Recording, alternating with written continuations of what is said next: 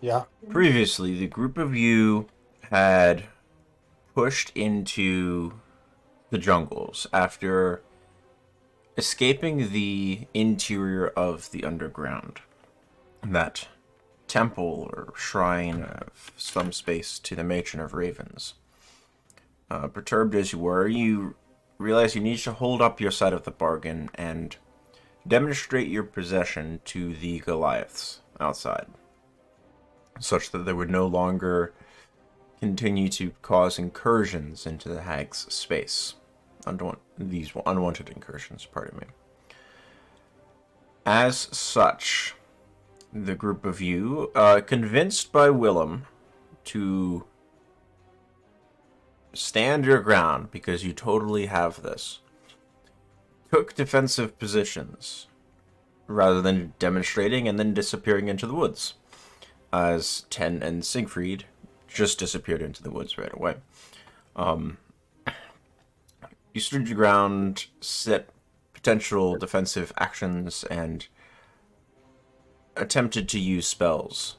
You were initially being pursued by seven, but you saw dozens more of these Goliaths, taking about a minute to put on their gear.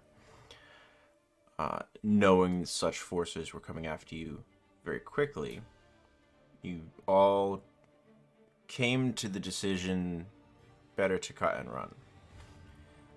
You drank a few potions in a rather risky manner, realizing that what would have been certain death was closing in on the group of you, and made it into the forest.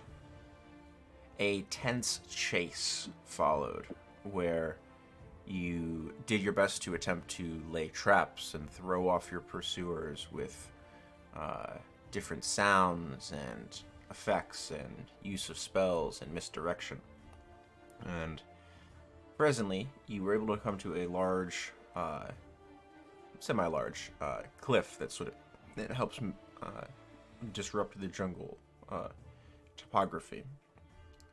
After a quick slide down this cliff and looking up, you felt quite certain you had obfuscated your positions. You feel safe that you were no longer being pursued. A few more hours passed until the dawn's early light started to brighten the canopy around you, at which point you finally felt safe to take a rest.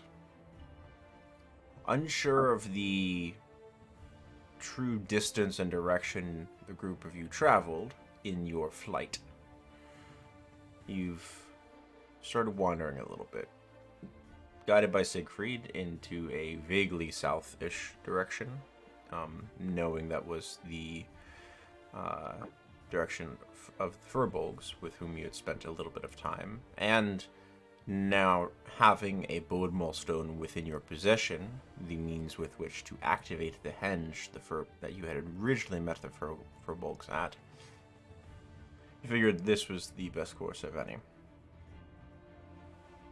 As you wandered, some of your senses started to pick up the presence of a creature. Shifting. You thought vines were moving along the ground until a sharp, beak-like head struck out towards Aeolus. More heads followed, as this Hydra-like creature has sort of revealed its camouflage position. It not being more of a patient hunter rather than a predator. You've wandered into its midst. And this is where we are picking up. In initiative. With, wow, geez, 22 and 21. Holy crap. Zoom, zoom. Alright. Starting with 10. As you come up from the rear of the group, you get to this position and then start your turn.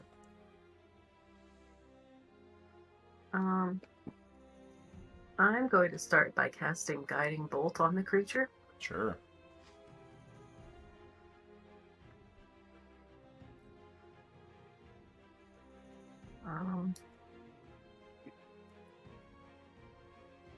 Pizza sounds good.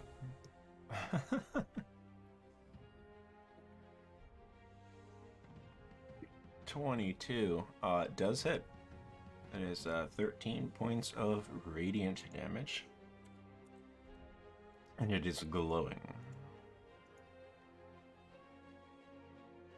The next attack roll made against this target gets advantage. Yep. Alright, anything with a bonus action? I'm going to use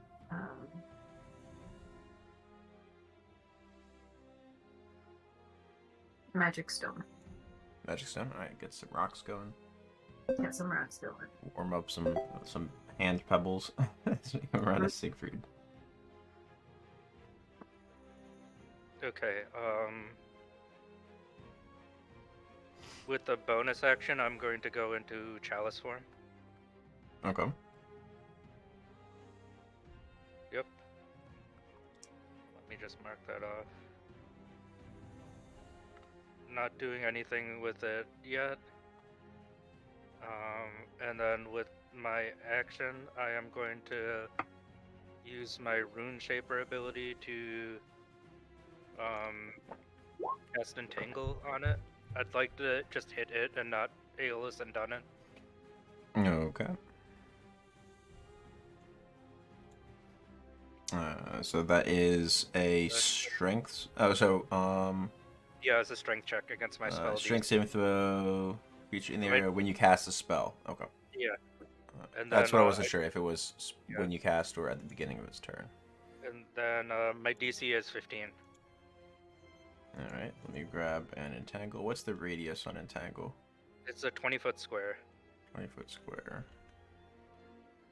I wish they would just stick to radii or squares and be done with it. Yeah.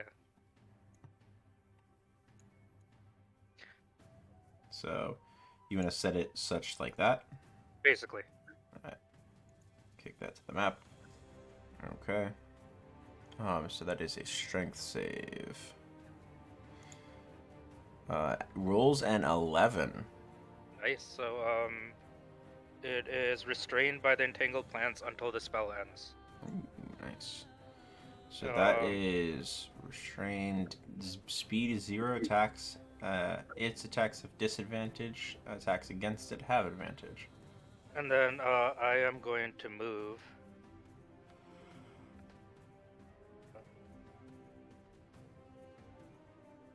Where would you like to move? I'm figuring that out right now. I think I'm going to move back here for now. Certainly. Yeah. As you move, nothing happens to you. You're outside its reach. Alright. Oh man. Oh man. Opportunity attack. That brings us to Aeolus. Alrighty, starting off, I'm going to slide over to this way. Bonus action. Blood Curse of the Marked. I will not be amplifying it. Okay. So, no saves or anything. You just get an extra Hemocraft dice. Yep. Sounds good.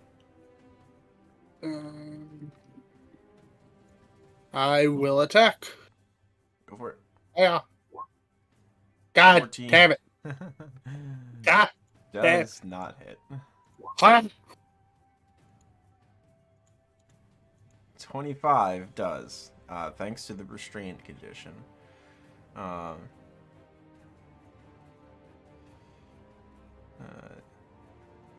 Okay. So that is 20 points of damage, 9 of which is lightning, correct? Yes. Wonderful. And then... Make this hard slash into its form. You see it sort of writhing and wriggling, trying to free itself from the vines. That is my turn. Okay. That will bring us to the Hydra. And I need to roll some dice. Wonderful. Alright. How intelligent is this? Okay. Makes sense.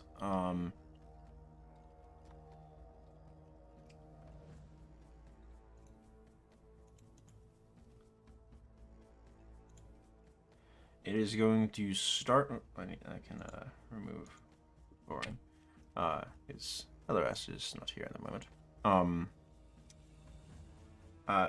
It is going to start by making some attacks on Dunnan and Aeolus. We'll start with 2 attacks on Aeolus and 1 attack on Dunnan. Let's go. All My armor right. class is so high. Yep. 19 to hit you. Hits. 11 points of piercing damage. Ouch. 14 to hit you. Hits. Oh my gosh. 8 points of piercing damage. Why is your AC so bad? Dunnan. The Natural. internet. Now comes the contrast. Natural 20. I hate you. It is 20 total points of piercing damage, reduced by 3 because of heavy armor master to 17. Oh, how generous. Thank you very much. You're welcome. I hope you're having fun. I also need you and Siegfried as the 4th head sort of snakes around to get the angle correct. To make dex saving throws against acid. This shit again. I've rolled Ow. I've rolled to recharge successfully every round. Alright, I'm gonna impose the shield as I did the last time. Okay. Siegfried, you save. Dunnan, you do also save. Siegfried, you take half damage. Dunnan, you spend your reaction. I'm also going to pop and absorb elements. Okay, sounds good. So that'll be your reaction. You gain resistance to acid damage. Yep. Alright, so it would have been 47 points of acid damage, reduced to 23 for you passing. And then resistance from 23, you take 11. Okay. That's such a lovely attack. So just casting that to use the spell slot, and then I take how many damage? Sorry. 11. 11, and then I have to do a con save. Yes, con save DC 10. Oh, sorry. Before I do anything, I'm just gonna roll for wheel and woe today. Okay. Just know what I have. That is wheel. Because that might. I use my reaction anyway, so it doesn't matter now. But I want to keep track of it. Yep. Here comes the con save. There. Spell is still up. Jeez, let me see. Yeah, still going. Alright, that brings us around to Dunnan. I wish I could roll that high. Then we'll be like, can someone smart tell me why there is more hearts growing when I bash one instead of it being dead? Did we establish why that's happening? No, I don't think no. Okay, so he's gonna smash a head. Siegfried's just gonna yell, you probably haven't done the right damage yet. Keep trying. Go Okay. for it, Dunnan. It does Can seem I like hear it's that? taking damage. Yeah, you can hear him. Okay, 10 has some cast silence on this enemy. okay.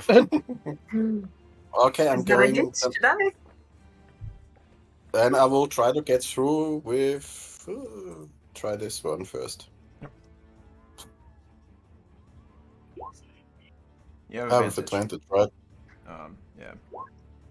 So your first one, not a crit, but you do get damage. So 12, 14, 20 total, plus branding 8. smite, plus It's radiant, another yeah. 8 on top of that, right? 2d6 Yeah. radiant. Alright, so that's 28 points of damage. Yeah. And it cannot become invisible as long as you're concentrating. Noted. You see one of the So heads that's sort of gonna go be a problem. limp and slack. Okay. Second attack. I'm trying a different one. Okay.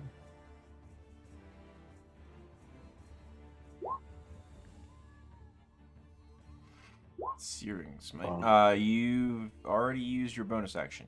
You cannot use another. Try. Yeah, sure. Sorry, then not. Okay. And So just just a the regular 21 attack. to hit. Which does hit. So 13, 15, 19 points of damage. Seems like you're dealing good damage to it. It is getting hurt. You've successfully harried this thing rather well. Anything Until else? somebody tells me otherwise, I'm gonna bash it. That's it. Okay. That'll bring us to 10 at the top of the order. Mhm.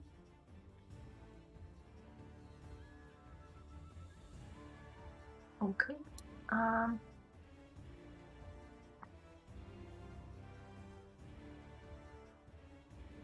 I am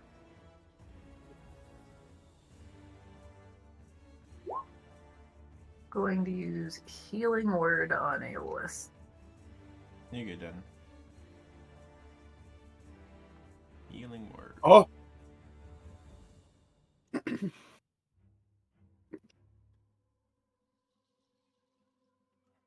So many hit points. 13. like half my hit points. Good. You need it.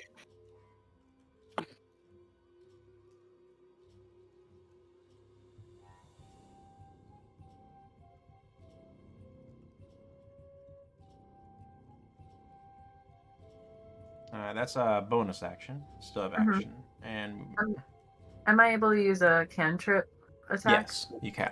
Yeah. Okay. Yeah. As long as you do a leveled spell and a cantrip, you're fine. The only way that I typically allow the double leveled spell is if one of them is being channeled from an item as opposed to directly from you, meaning eating one of your slots. Okay. I am going to do Toll the Dead. Alright, that is a wisdom save, correct? Yes. It rolled a 3. Yes. It takes 23 points of necrotic damage. Damn. You see another one of its heads sort of shaking back and forth as the necrotic energy sort of eats into its flesh. Anything else, 10? I'm going to fly a little south Okay. so that I am not in line with anyone else. And I am taking flight. Where's my little wing? Whatever. Sorry.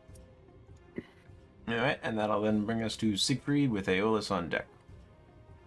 Okay, first thing So I'm much gonna do is necrotic damage. move. Mhm.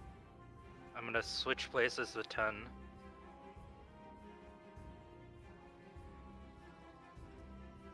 And then with the bonus action, I'm going to Healing Word Aeolus. All that attention, man. It's alright, I'll be getting you two done in. Lucky you, Sam. I have my chalice healing. I just want to check the distance for the chalice. Within 30 feet of me. So it's done in within 30 feet of me. Ooh. So Aeolus, I have to get within 60 feet. Done, and I have to get within 30 feet. So I'm just going to reposition myself there. Cool. I can get them both from there. So second level healing word coming to Aeolus. Okay.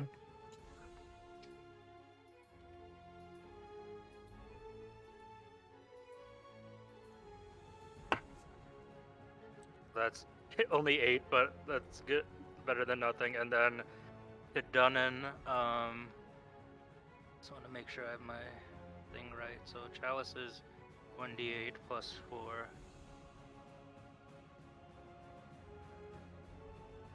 Yep, I have it set. And 7 to Dunnan. And that was my bonus action, and then with my action, I am going to just try and shoot a produce flame at this guy. Alright, lovely. Go for it. Actually, I'm not sure I'm in range. 30 feet. Yeah, I'm not in range. Okay. Let's see what other. If I use the guiding bolt from my starry map, does that count as using a It level does not, spell? because it does not eat one of your slots. Okay. If it consumes one of your spell slots, You Okay. cannot combine it with something else that consumes one of your spell slots. Okay, so I will just use a Starry Map Guiding Bolt. Okay, go for it. 12. It hits some of the vines that you have sort of coiling around it, but does not get any damage on the creature itself. And Do you not get advantage for that as well, or no? Oh, you do, actually. Yeah, it is restrained. I'll just roll another d20. Yep. Plus 7. No, Yeah, even worse. worse. Yeah. But Can't it change was the a past. Good idea. But no cigar. That is my turn. And even if I roll the wheel, it would only be like 18 at max, which I don't think is gonna work. So yep, that is my turn. Alright, that brings us to Aeolus. Alrighty, sticking to what... Actually, would I have come across any mentions of a creature like this in any of my research or my... Make a nature or survival check. Your choice.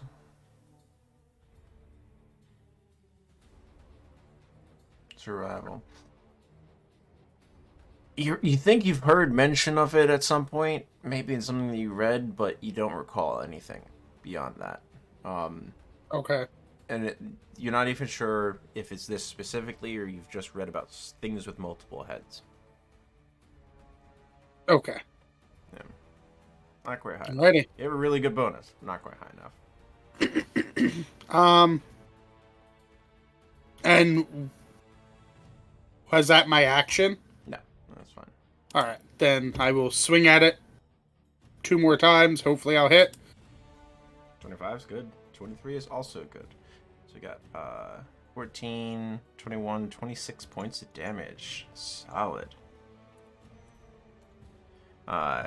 As the 2 of the heads have sort of gone slack at this point from the impacts that your companions have, you find some good purchase and sort of split one of the remaining 2 up the middle.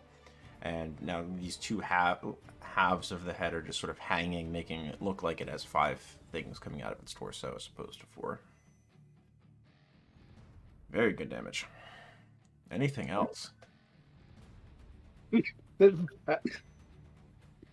Sorry.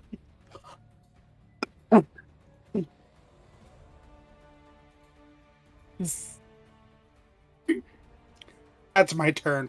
Okay. That brings us to the creature that's sort of flailing and trying to resist the vines here that continuously are just growing over and it, not allowing it to break free. You have... Lovely.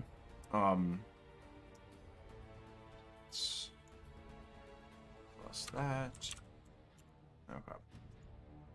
As you sort of split this one neck and head up the middle, leaving these 2 halves, the 2 weakened ones that have taken sustained damage over time sort of shift and slough off, and there's this eruption of flesh and bile as more heads burst forth with this sudden surge of energy. It now has 7 heads.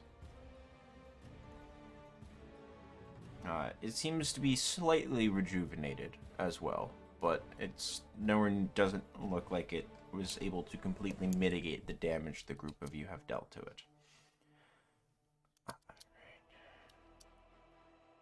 Getting flashbacks to our first campaign somehow. As it sort of tries to shift through the space and is unable to do so, hey, we're gonna use this. Why not? 2 of the heads sort of peel back for a moment. One of them trained at Siegfried and the other at 10. And both heads unleash this gout of acid towards each of you. So it'll use a double charge of its breath weapon. I need both of you to make me dex saves.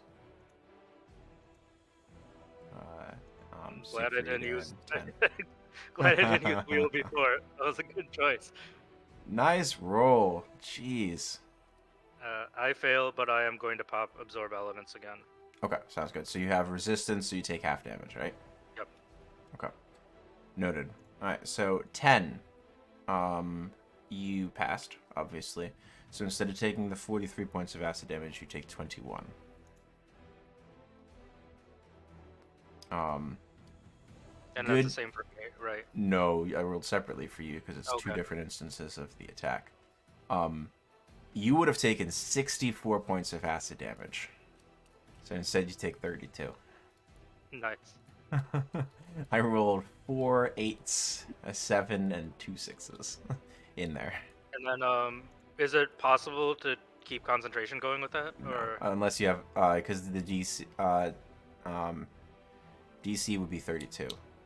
yeah, the Oh, sorry. spell go- No, my mistake. Because it's the DC is equal to 10 or half the damage you took, right? yeah. So sorry, the DC is 16, so you could actually pass that save. Okay, I am going to try to do that. I have to beat 16, correct? Yeah, because you took 32. Yeah, you're fine. Spell Okay. saves. Okay. That is 2 of its head's attacks. There are 5 others. 2 on Aeolus and 3 on Dunnan. Ugh. Dunnan, it didn't crit you. Okay, it got a 16, a 24, and a 20. Yeah, 2 hit. Okay, that's a 13 and 8 reduced to 10 and 5, so 15 total. Aeolus, 19 to hit you, which hits your paper thin armor. Yep. 7 points of piercing for that, and a natural 20. Didn't Let's hit go. Dunnan. It hit you this time. 19 points of piercing. As these heads that have just sort of sprung forth have remarkable power behind them, as they are trying to take chunks out of you. This thing is looking like it is in a survival frenzy at this point. All right. That hurt. Yeah, Dunnan, around you, as this thing is flailing wildly, trying its best to survive through whatever is assailing and has wandered into its area. What are you gonna do? Well, hit it with fire, somebody said once. So I'm gonna use Searing Smite this time. Okay. That's Big damage. 1 fire damage. All right. With advantage, right? Because Yeah, we're advantage. flanking, or Yeah. It's also still restrained. okay. Yeah, 22 hits. 6, 7, 8, 9 plus 1, so 10 points of damage. Crit. Wait, And a crit. All those 2s though. dump it. Alright. So why are you rolling 3d8? The second level? Oh, smite. Yeah. Okay, so then you get an additional 3d8. So we got 8. Is that also 9, doubled? The crit, the Yeah. smite is doubled, yeah. Okay. So Yeah. I roll 68 or just Then you double roll the dice? another 3d8. Oh. Yeah, Okay. you got 68 with a Great. second level smite on a crit. That's why paladins like crits. Because Yep. you have damage dice that you get to just decide after the roll, hey, I want this doubled. I need Savage Attacker. That would be nice. That does not apply to crits. Cannot reroll crit Oh. dice with Savage Attacker. Weapon Yeah. weapon dice get rerolled. Okay. So, It's still so pretty let's see. powerful, but, 11, 12, 13, 17, plus 20, 37 points of damage done. How do you want to do this? Nice.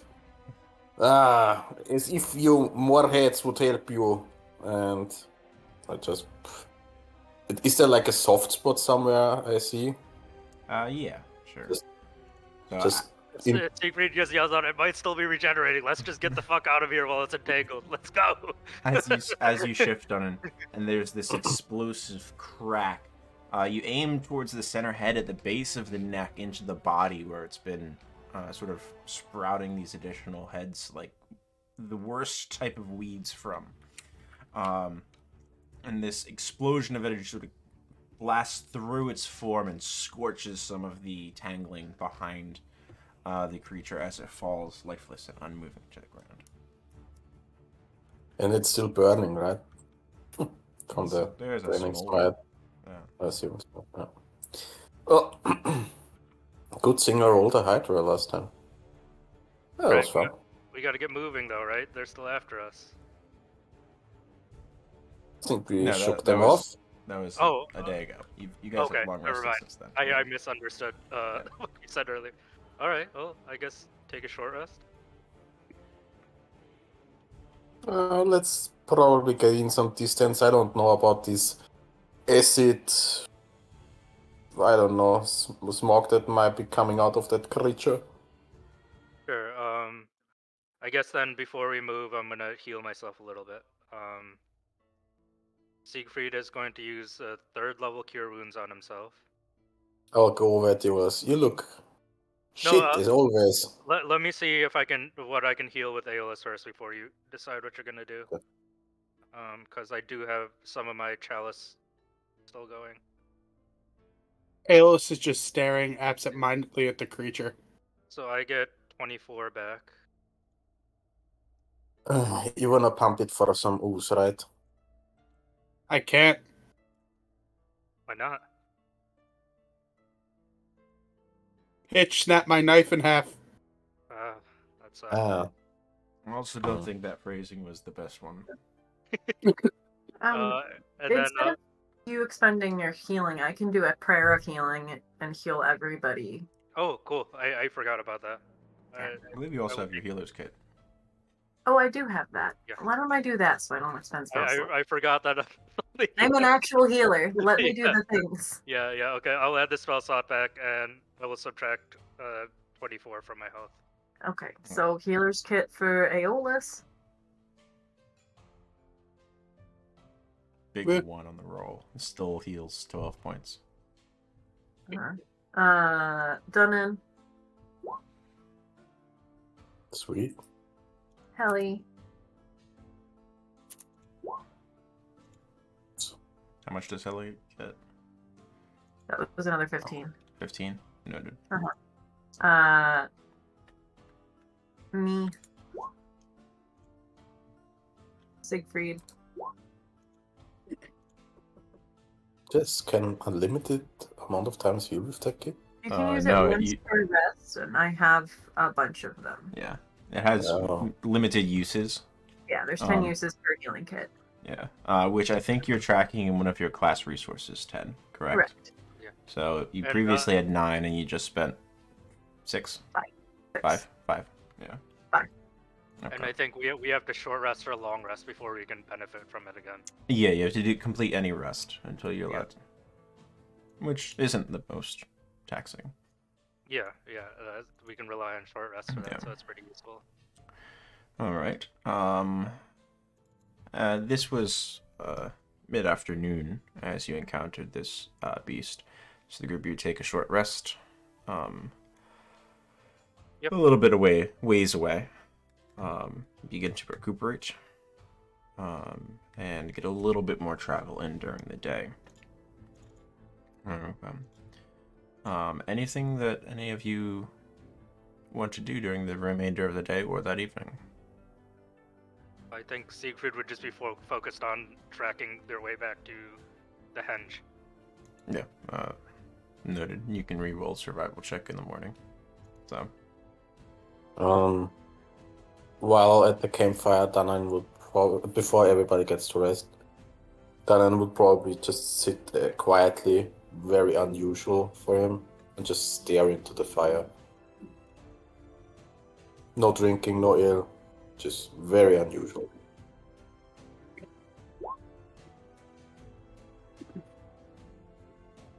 I like how Hey. Dunn specifies there's drinking and then there's ale. That doesn't count as drinking. That's just juice for him. Everything all right over there? What? They're talking to me? That is the most full I have ever seen a flagon in your hand. Well,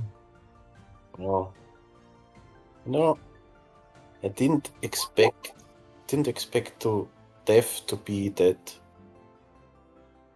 I don't know, comforting. It was weird. Really, not at all as what I was expecting.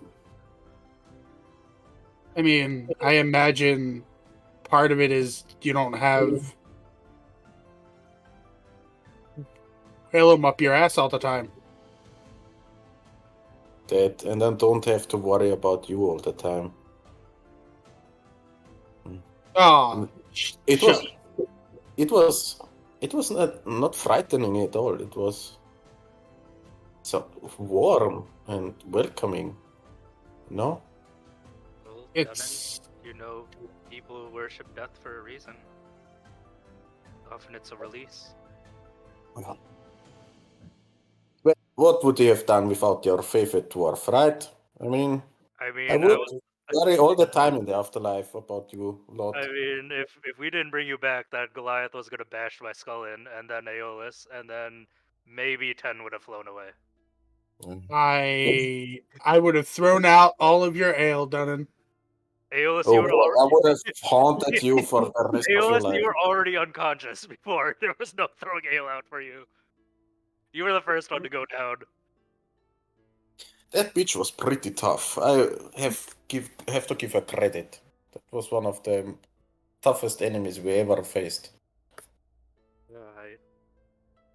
That This wasn't what I was expecting to meet my own kind for the first time. I had hoped to maybe learn something, but I guess we did learn something. Well, they didn't even try. They just attacked. I No mean, hesitation. Well, we know they're slavers, I guess. well, All Goliaths are Siegfried. slavers. Yeah, we've met one tribe. A really fucking big tribe. I don't have any clan tattoos, so I don't know which one I came from. My tattoos are dwarvish. Well, that is your clan. I know, but I would like to find out, or at least speak to the clan that I originally came from. I don't know. Clarifying question. You mean those colors are not innately part of your skin patterning? Oh no. I read somewhere it's Goliath tradition to have tattoos representing your clan and ancestors, so when I was a teenager, I got these done. Ken hops over to look at them more closely because the idea of that is insane. Yeah, and then instead of like normal like Goliath sort of like tribally tattoos, these are more like dwarvish runes. Probably like names of his family and siblings and all sorts of things like that. Of the Bronze River clan. That is such a kick-ass concept. Yeah. And Dunnan probably can read a lot of information off it, but yeah, it's mostly just stories about his family. How do you get these markings then? You go into town, you talk to Jeffrey, and he has a needle with some ink. Oh, we should all get some matching tattoos. That's a great idea, Siegfried. Oh, I'm pretty sure that William can draft something up for us. Oh, Just bloody add mentors. Jeffrey, the tattoo artist, to my to-do list. He just totally made him up. Just this, like, 7 foot tall niche. individual. I'm pretty sure he's a sailor. That's why I never have seen his shop. I'm pretty sure that would have piqued my interest. Well, hopefully we can get back to Alderthorn. I started to think. I mean, Siegfried has a good way to track time. How long has it been since we came through this henge? Certainly. Let me pull up my calendar. Because it hasn't been. I can remember things back to a month, so hopefully it hasn't been more than a month. I actually think we just hit a new month. You have. You are. Today, you are in the first day of Flame Rule. when you long rest this evening, you'll be, and a week from that, you'll be on the second day of Flame Rule. We didn't miss that festival day, did we? No, that is shield meet. That is sort of like the leap year style. Yep. So Flame Rule will have 30 days, and then there is the day that is Midsummer, and then immediately following Midsummer is shield meet, which both of those days are outside the numbered calendar. If you'd like, I can drop you guys to the calendar, and you should be able to see everything. Oh shit! I mean, well, at least we haven't missed shield meet. 10, you're gonna have a lot of fun with that. I mean, 10, do you want to come back with us? You said you were looking for your home, right? If you come with us, I don't think that's going in that direction.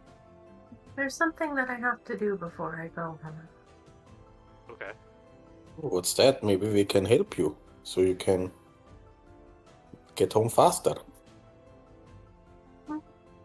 If you know of any healers or apothecaries,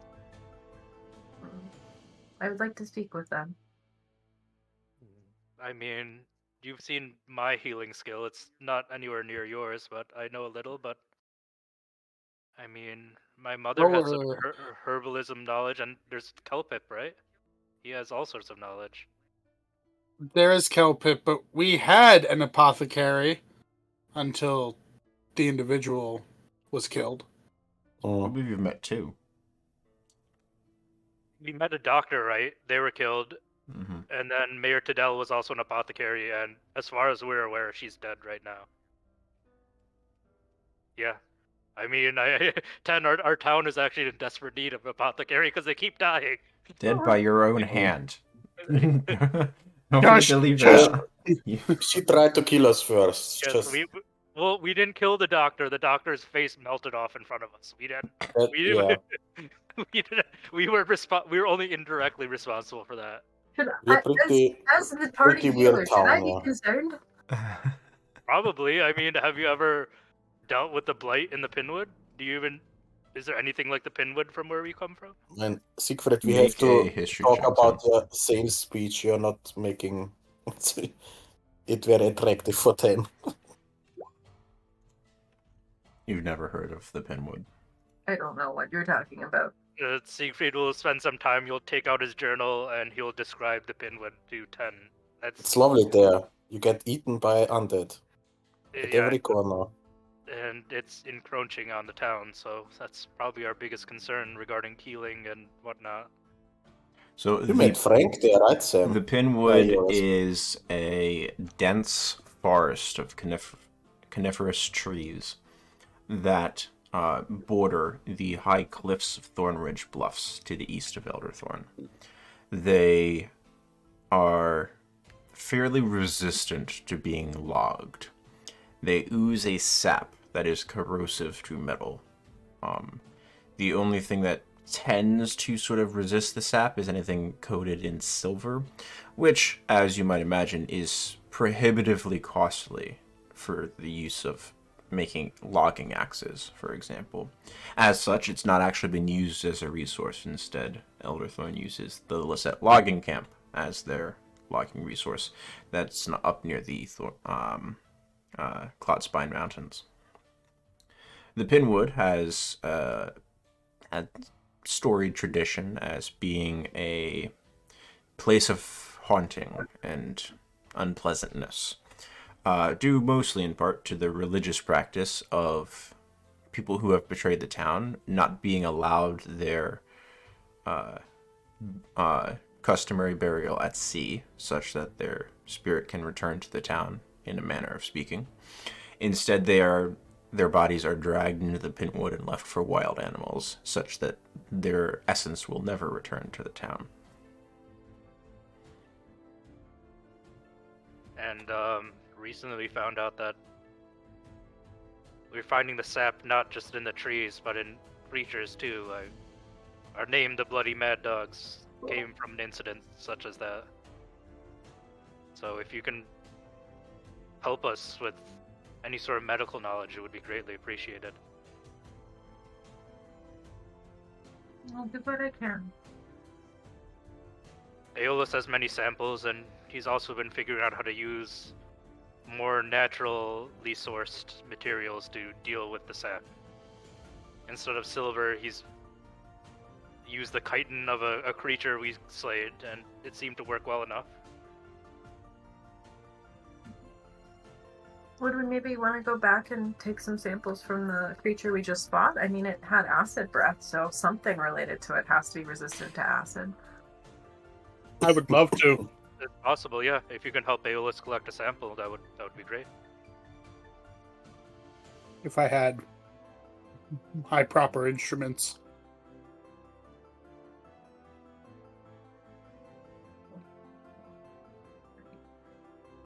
Yeah, you have to buy a new hunting knife.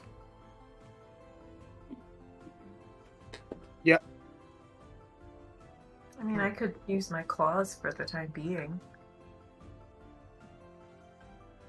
Yeah, right. But Sure. yeah, whatever you want. I don't have any daggers or anything like that. So Aeolus and Ten, you're headed back to the corpse of the creature. Mm-hmm. Yes. Assuming that you didn't camp too far away, about an hour's travel, round trip. At 10, roll me a survival check with disadvantage if you're using your claws. You're treating this thing's body like you're mashing wine. I have primal savagery. I can make them sharper. It's resistant to acid, though. I need that. I will enhance ability 10 though. Okay. Can I use guidance on myself as well? Sure. And it's survival, so it's So it's a straight roll. It's Owl's wisdom, very appropriate. So it's a straight roll plus guidance. So it's a 20. I guess that was actually the straight roll. Plus guidance. And a D4, yeah.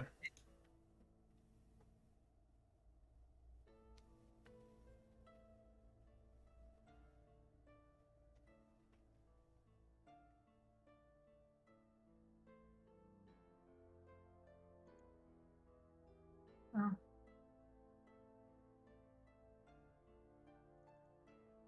Try that again.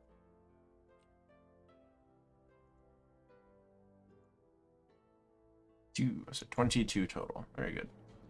All right. It takes you the better part of about 20-30 minutes to have a few practice goes at it.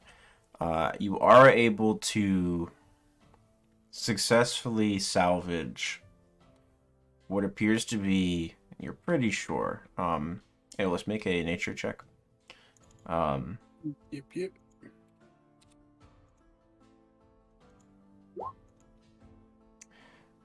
You're pretty sure it is the only salvageable one of the many. Part of the body is already started to decay, but you salvaged an esophagus, which you suspect has the properties of which you are looking. It's about 4 feet in length, and rather stretchy and sinewy. Imagine probably make maybe a bag of some sort out of it if you needed to. Okay. But yeah, you can mark a Hydra esophagus to your inventory. All right. As Ten's doing that, can I try to scrounge up any maybe like broken teeth? Make a that perception I imagine check. are a few. I'll say make a perception check because part of this is you're helping her to sort of know what to try to get. 21. You do find a number of teeth. You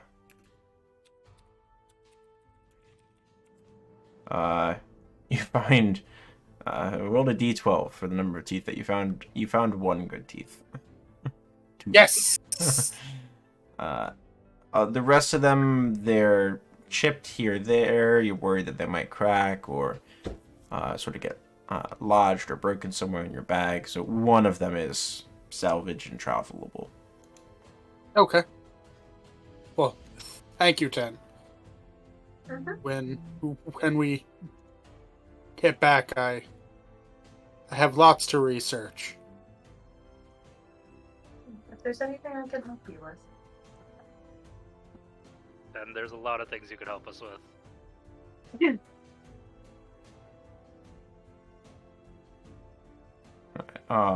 Eventually you are all able to make it back to your camp, where I guess Willem and Helleras have been chilling in the meantime.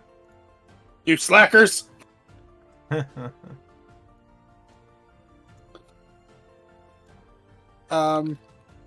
Aeolus will volunteer to take second watch of the night. Are we resting, or it's still like the middle of the day, right? By this point, the sun is setting. Okay, sure, yeah. Siegfried can take first watch while there's still light out. I can take third watch. And I think Dunnan usually takes the last one. Yeah.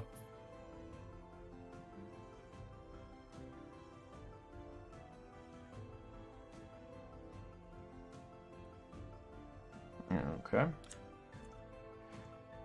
I would like perception checks from everyone taking watch.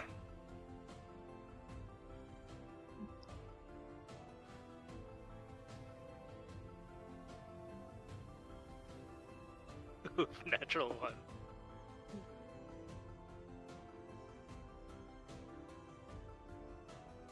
I mean, we fall into the general area of each other. Yeah. And together. Okay.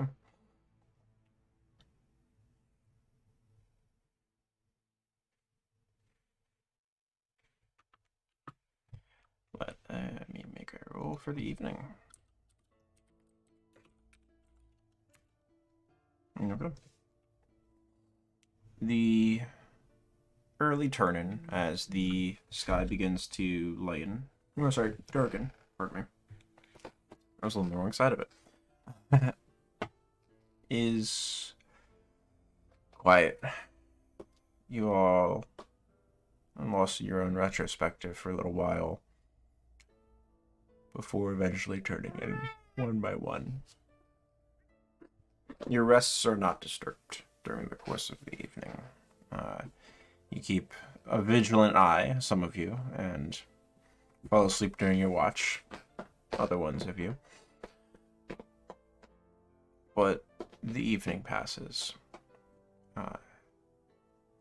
The dawn finally breaks with the sound of insects starting to buzz about the day as the jungle is coming to life. A thick, sort of misty fog is ever present upon the ground in the early light as well. It's humid. Bugs flying around, nipping at you every now and then. But the day is yours. What would you like to do? I think we should make it back to the henge as quick as we can. I agree. Okay. Can I take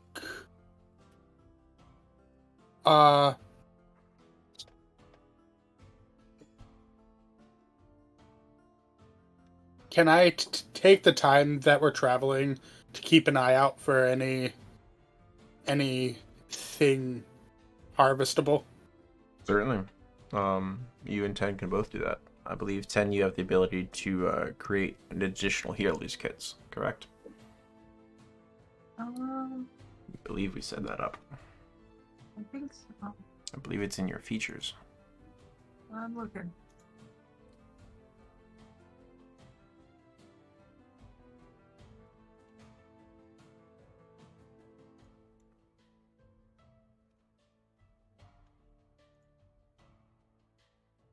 There you go.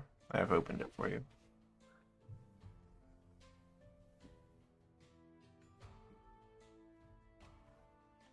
Okay. Alright. So Siegfried, I'd like a survival check since you are guiding the group from you. This is over the course of the day.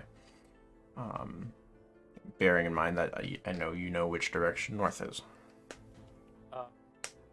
So, for the first one, I'm going to use my starry form. Sure. So I can't roll below a 10 on this. Okay. Noted. Fantastic. All right, so that is a 22.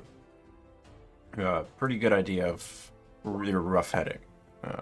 You're not quite sure how much you traveled in your flight for the several hours you were being pursued, but you're pretty sure that you can hopefully head in the general direction. Okay. 16. So 10, can you drop the healer's kit into chat for me as well?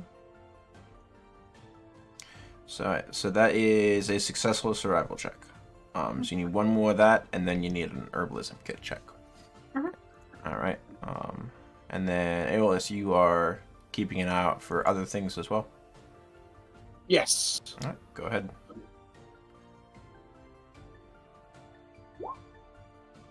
All right. The day proceeds. Dunnan, how about you roll me a d20 for the day? Again? Oh Let's no. go. Let's go. What could happen? You couldn't possibly roll an encounter twice in a row. Oh, that one. Watch me. Oh my god. Oh God. Okay. Don't tempt fate. Morning starts to pass as some of the miles very slowly fall away underfoot. This is dense jungle through which you are effectively needing to twist and turn and wind and try to follow trails that the wild beasts have made. Otherwise, you'd be moving so incredibly slowly you'd make virtually no progress over the course of a day. As you proceed, 10, you spot what you're actually looking for, which is there's a wide leafy plant that you know that you need to sort of dry out some of the leaves and then turn into a pulp for the poultice for your healer's kits. You spot this little clump of it. It grows somewhat like a head of lettuce. You go over and start to collect enough leaves of it for your purposes. While you're working on this, Aeolus, you see particularly red flower. Quite pretty. Looks like a tiger lily of some sort. Just sort of standing in a very tall stalk by itself out of this sort of sea of ferns at the moment. Just one singular tiger lily. Just sort of there.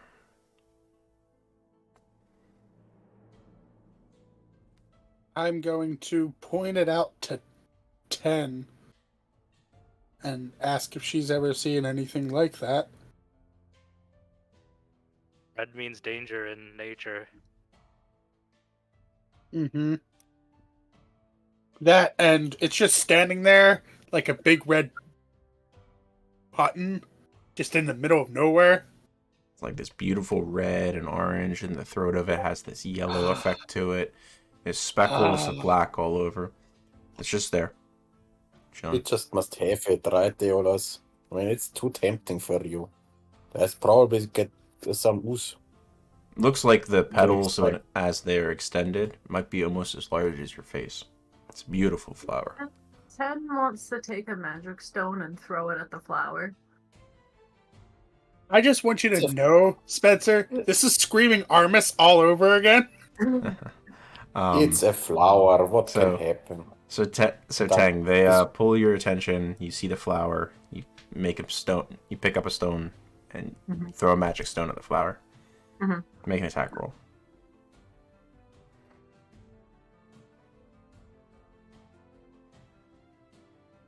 Congratulations, plot twist. This was the one flower that could help the Pinwood, and we just fucked it up. Yes, the 4. That's where the thing was. So Oh, see make it under my attacks. make a wisdom check. And add your proficiency. I think you can actually make a wisdom save because that has your wisdom plus proficiency built into it. 25. Yeah. Because so it uses your spellcasting ability and your proficiency when you're making the ranged attack with a magic stone.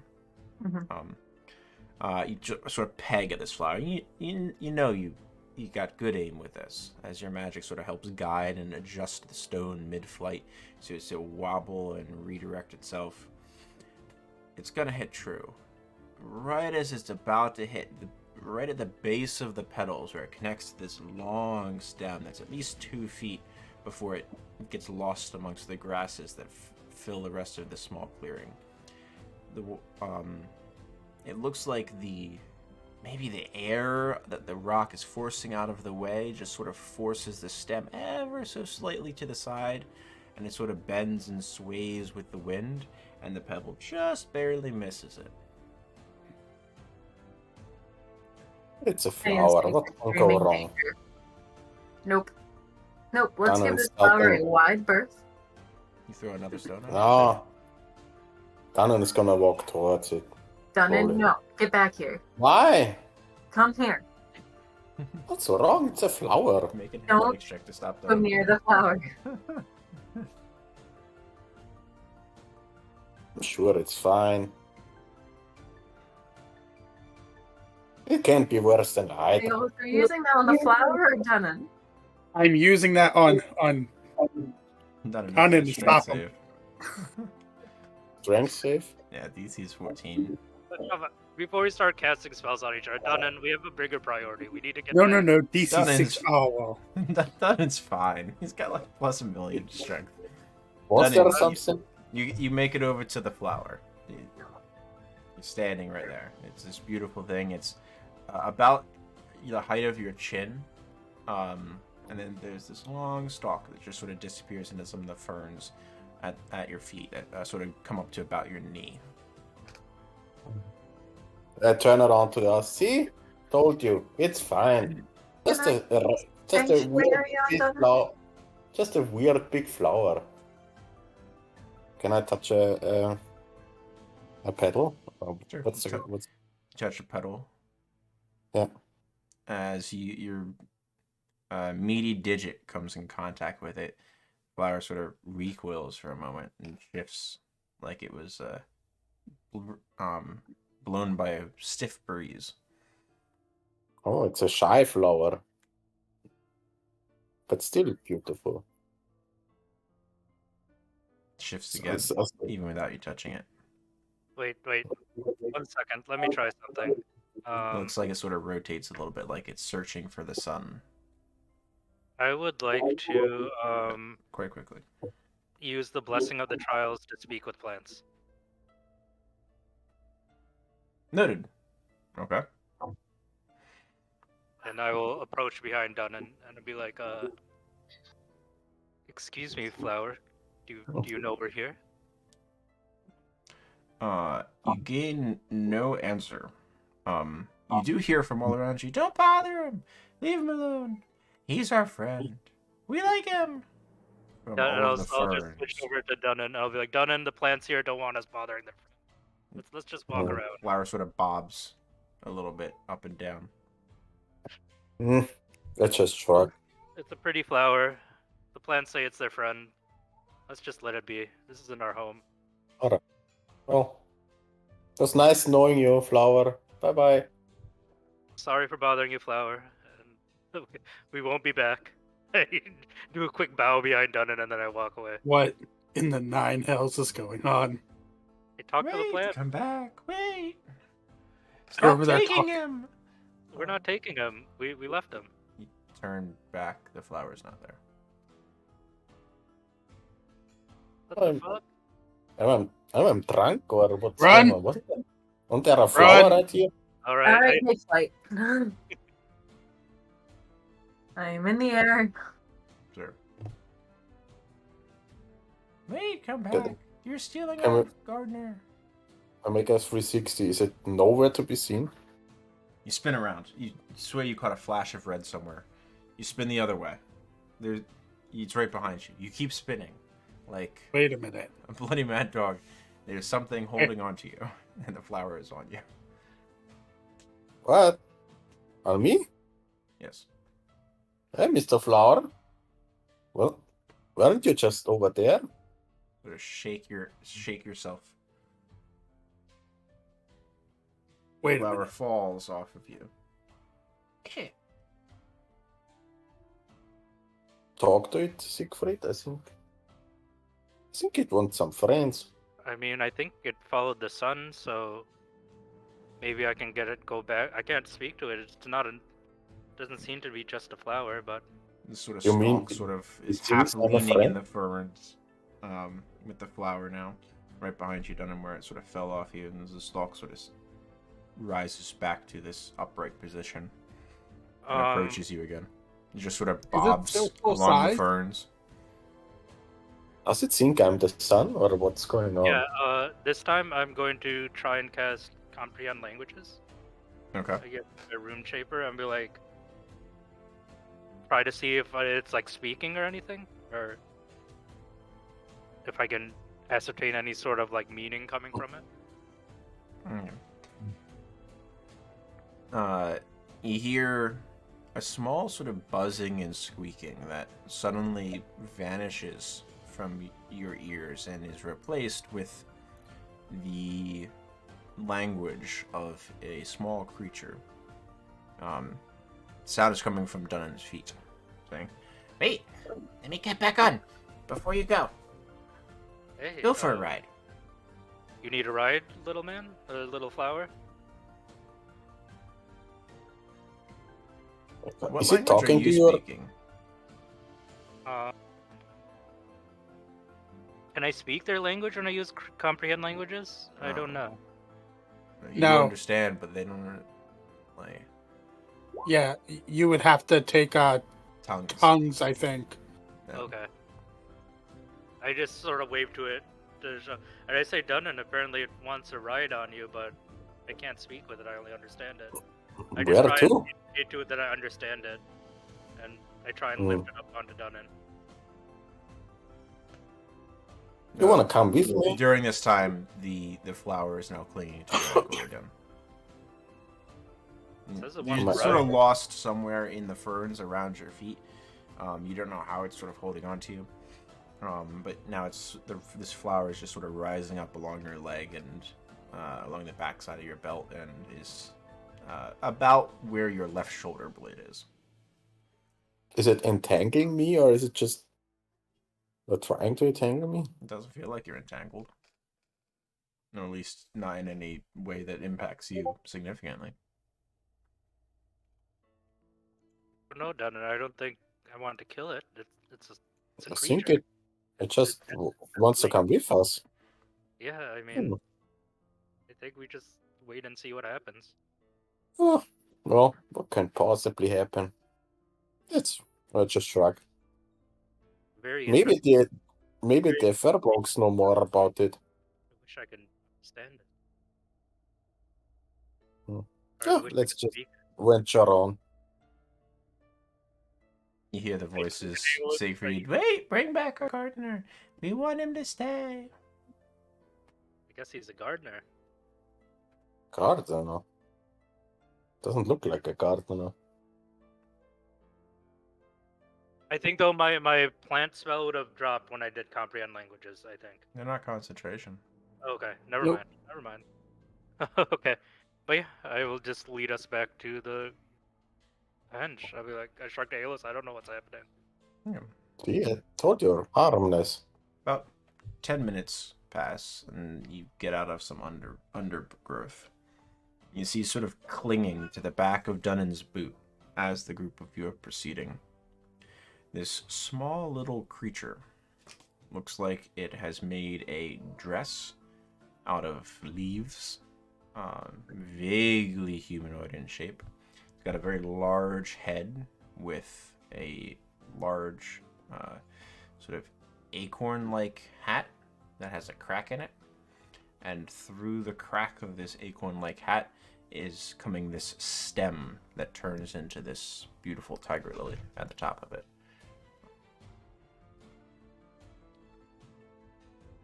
An astonishing creature. It's just sort of clinging to Dunnan's boot with two arms that barely get a third of the way around. Can I try to identify it? Sure. Make a nature check.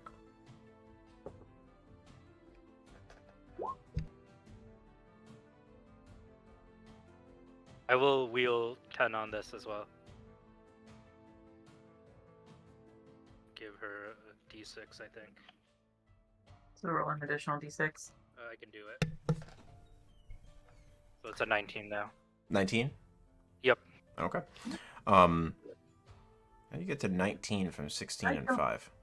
That's It's, 21. I was confused. It's 21, right? Sorry, 21. I'm terrible at adding. Terrible at No adding. way. I just really lost for a Just sec. question all my school teachings. Alright, Teng, you do recognize what this is, some stories. Although you've never seen one yourself. This is what is known as a Tringa. It is a little tiny nature spirit. Usually good luck or bad luck. Sometimes they play practical jokes. Sometimes they leave little gifts. Typically they inhabit some space of the natural world. Sometimes solo, sometimes in small groups. But that's what this is. Winga, I believe.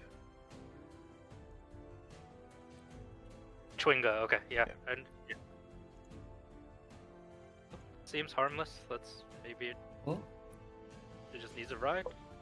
Told you, maybe it just wants some change. So how long do we need back Siegfried to the Firbolgs? I have no, I don't know. Well, why don't we ask your new friend here? That's the Wait. problem. I can understand it potentially, but I can't speak to it. I don't know its language. I've never heard it before. Can I? And I don't think it gets around very much. So It's a nature spirit. It has no reason to learn little tongues of civilization, I guess. Does it react, or does the woven bracelet react if I bring it close to the creature? What woven bracelet are you wearing? The one that we got from the Isles. It doesn't appear to in any way that you notice. Okay. Let's just take him to the Firbolgs. Maybe they'll know.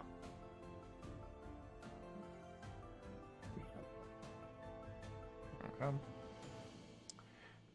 The rest of the day passes in relative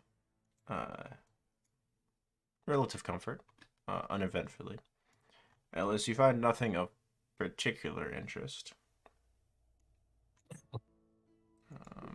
And Siegfried, you rolled remarkably well in your survival check.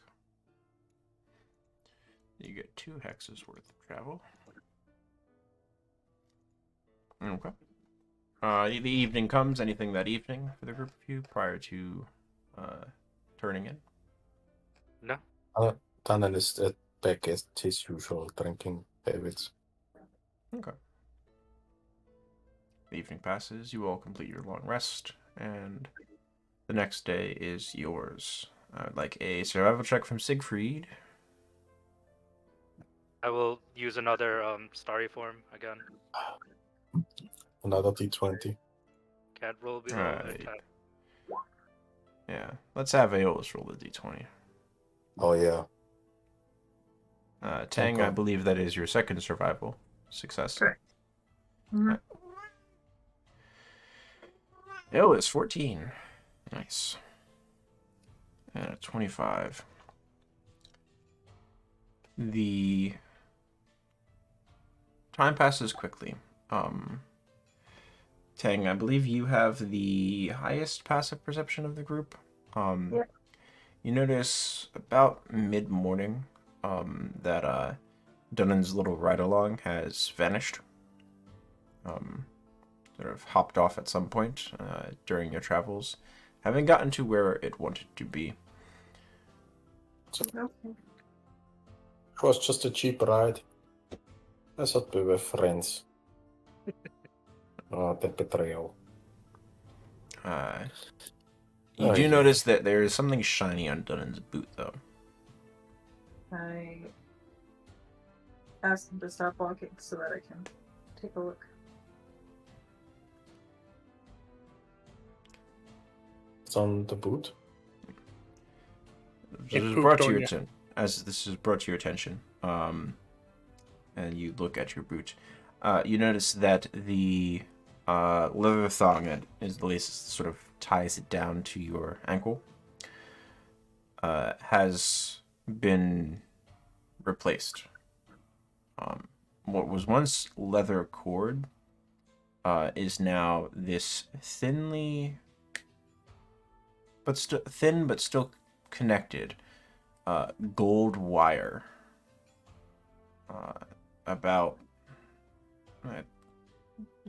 as thick as the leather cord. And as you look at the pieces of the leather cord that, like, had started to fray a little bit, where you had sort of tied a knot in them to, like, remove the weak point, they're still present. The cord that was used by your boot to tie on has been replaced with gold and transmuted.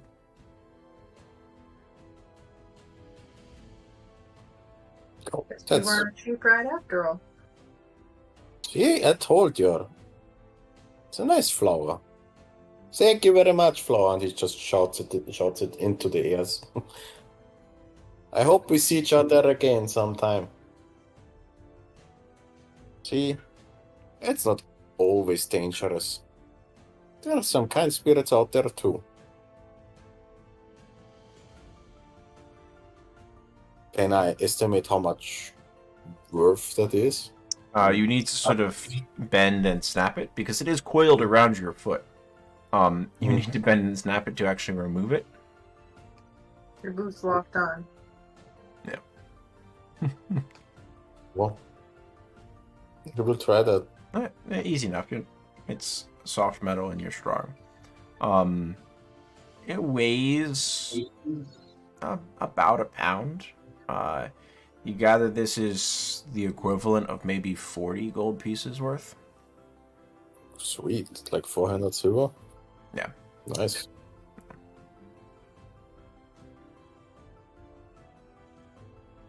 Can I use my boot now? Well, Put your boot back on, take 3 steps, and your boot falls off. great. Step out of it as you step onto this sort of muddy area. There's a squelching sound as your whole foot comes out of it. I'll use. Oh no, never mind. I can't use that. I thought I could grow some vines or something to help Dunnan, but maybe we can. I'll just hand him some rope. Hey. It's gonna be a hassle for a while. You rope your boot onto your foot and continue along your journey. Alright. The evening finally comes to you as you sort of push into this wide clearing. It's well after dark, but you figured you were getting close and you wanted to make a little bit of extra time up. The clearing is maybe 30, 40 feet wide. It's pretty massive compared to a lot of the spaces that you found here.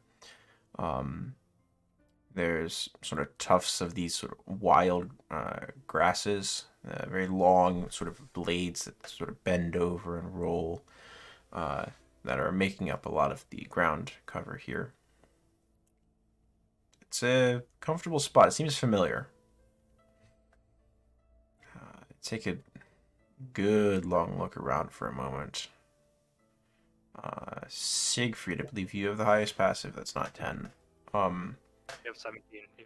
It's about half an hour of sort of scouring around. You recognize the space, finally, after doing a good once-over of everything, also looking for firewood.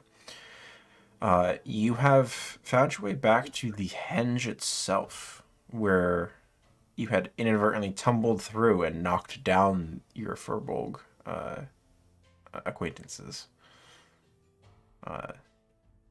It was somewhat obfuscated amongst the tree line, and in the darkness you did not recognize the frame of it of being anything different from the trees themselves, with how covered in vines and lichens they are.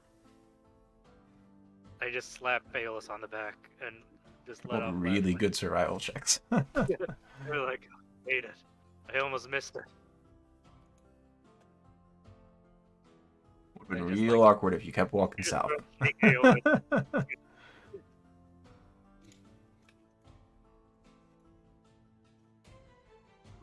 Right? In the morning we can go Yeah. through.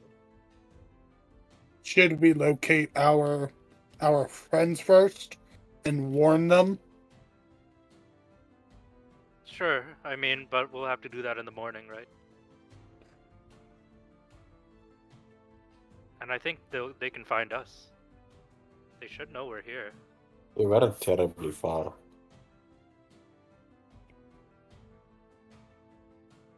Pretty sure they already know we're here. I mean, they speak the Kami. The Kami definitely know of the Goliath, so They had this weird semi-translucent beast. You remember? the Was the it a dragon. tiger? What? I can't remember. Anyways, so we made it. Let's rest for now and see what happens in the morning. Mhm. Okay. One by one, the group of you turn in and are undisturbed during your rest as you wake on the 4th day of Flame Rule. Here at the jungle side of this henge, which you know will bring you back to Urcrypt upon your placement and use. Let's take a mid-session break now. Cool. And come back on the 40. How's that work for everybody? Yeah. I might need, Yeah. I might need a couple extra minutes, but it's all right. Okay. Sounds good.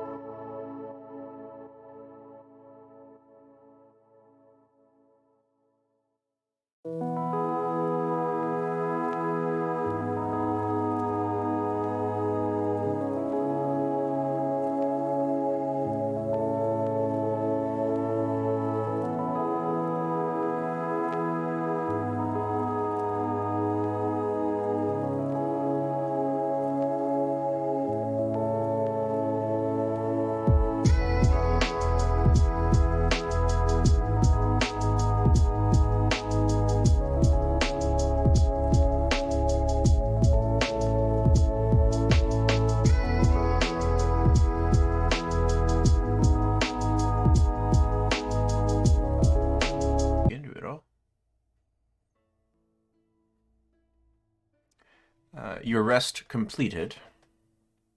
What would you like to do? Do we see the furbolgs anywhere nearby? You do not. No, Aeolus, I don't think we're gonna have much luck searching for them if they don't want to be found.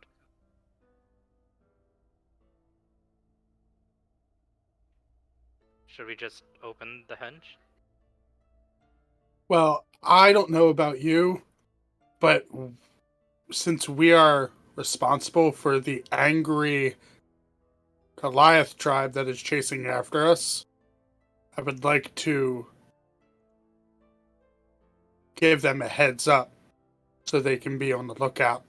If the group of you want to head through the henge, that's fine. I want to spend at least a couple hours trying to find them. No, I'm not gonna leave you alone, and it's a good reason. So let's see if they're around. Can I head up into the sky and do some reconnaissance? Sure. You make a perception check. The issue that you're... you can make a perception check. Yeah, no. Yeah. I see nothing. On brand. As you get up into the sky, the canopy is so incredibly dense. The bird's eye view provides you very little value. You do see the Cloud Spine Mountains not too far to the east of you currently. Maybe a few days' journey to the base of them and their impossibly tall snow-capped peaks. Shudder to yourself thinking of flying near to them again, but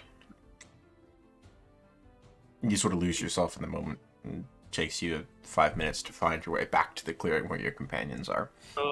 Did I see any smoke from campsites from the Goliaths? No, you did not. Okay. Are there any tracks of the furbolgs around us? Couldn't tell. The trees are too thick. Okay. I mean, I can send up a flare to signal that we're here. That's a bad idea. Can I drop down on one knee and, using the Blessing of the Trials, can I use Speak with Plants and ask if they have sensed any movement around lately? Sure. Go ahead and use drop that into chat. Speak with plants. Okay. As you sort of focus for a moment and intone the power of the spell, you feel it flow through you. You start going around asking the different plant-like matter around here.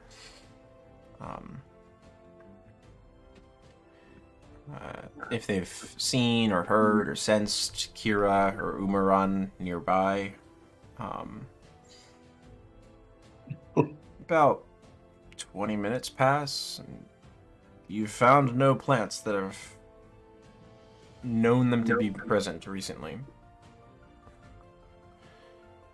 not going to voice 20 different plants for you. No, that's fine. Are you sure? I want that.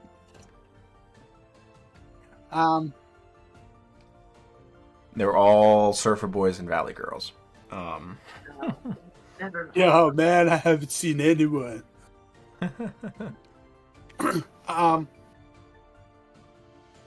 Okay. The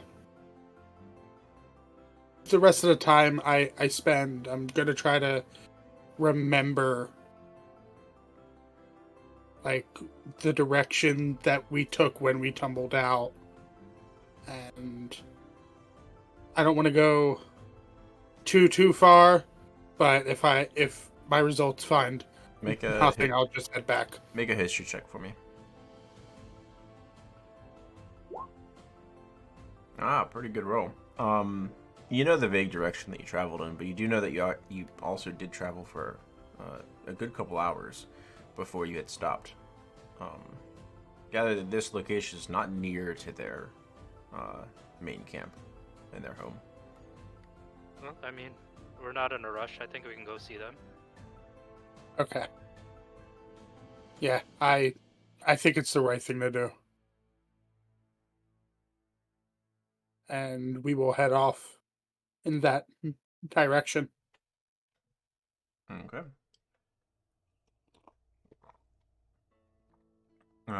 Like a survival check from you, Aeolus. I will enhance ability him. All his wisdom. 28. Pretty good. Few good hours of travel pass. You do get lost a few times and sort of turned around and twisted around. The path to their sort of temple-like shrine is winding and convoluted. It's about mid-afternoon when you finally enter this large clearing. You've not seen this place before, 10. As you push through the final bit of dense undergrowth, you stumble into a sight both mystical and mysterious. It's a partially concealed, ruined temple, half hidden by the encroaching foliage.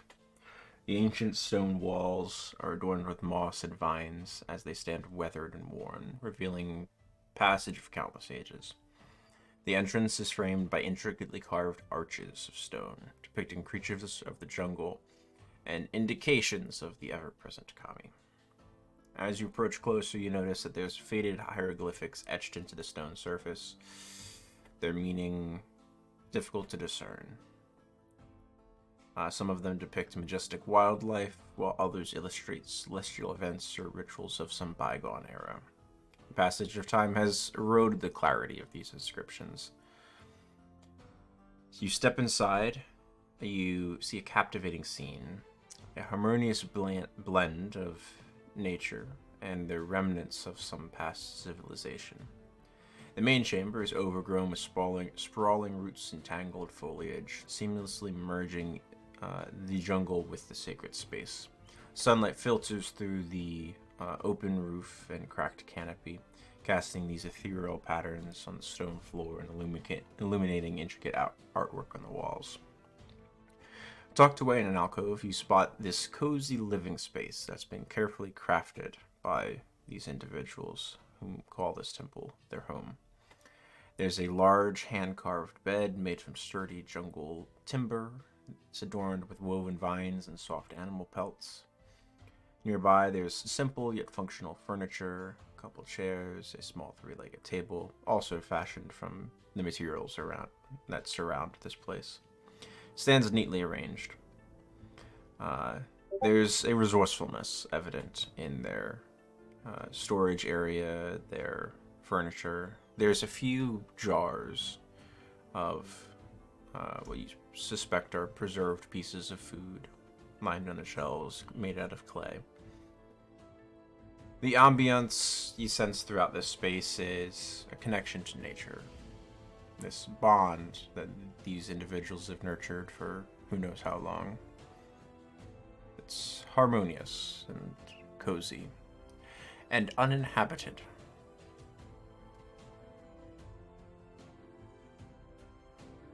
Maybe we just wait here until they come back. I'm gonna head over to where their cook fire and such is. Is there any signs of recent use?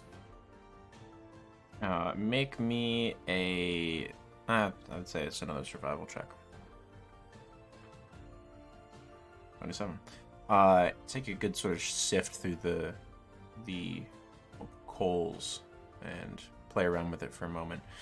There's no sign of recent usage. I looked around for some booze. There, any bottles? Take a glance. You see nothing.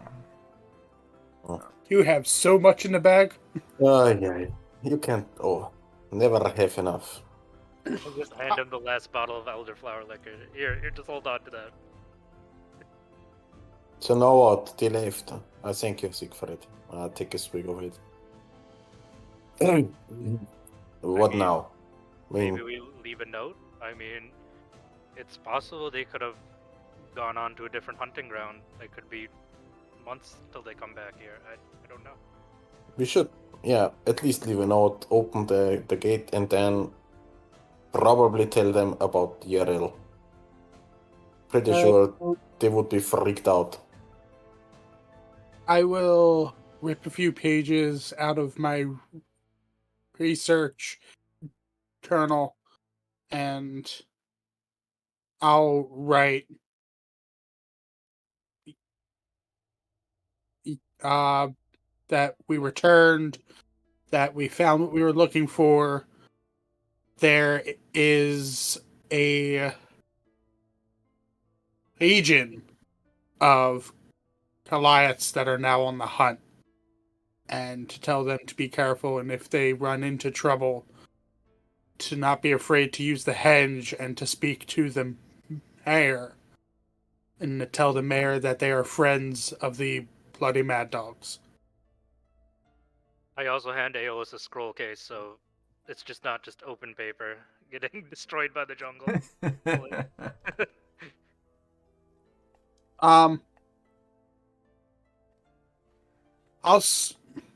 Before I seal it, I'll scratch out the bloody mad dogs part, and I will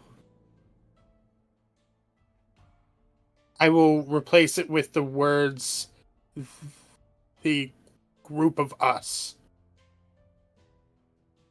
Okay. And then I'll put it into the scroll case. No. All right. Before Aeolus hides it anywhere, Siegfried's gonna attach one of his mother's kami charms to the scroll case before. Gotcha. So like, just do a prayer to the kami and say, please make sure this message gets to our friends. Make a religion check. Can I aid with that by putting down a few silver? You can also make one. Oh no. No. Okay. You think for a while about the best place to put this. You realize probably it's basically like the center of that bed. Seems like the most likely spot that they'll see when they return from wherever they are. Sort of tuck up two silver coins next to it in the hope that any individuals that come along desiring anything will instead take the coins as opposed to the case. And feel accomplished, I think.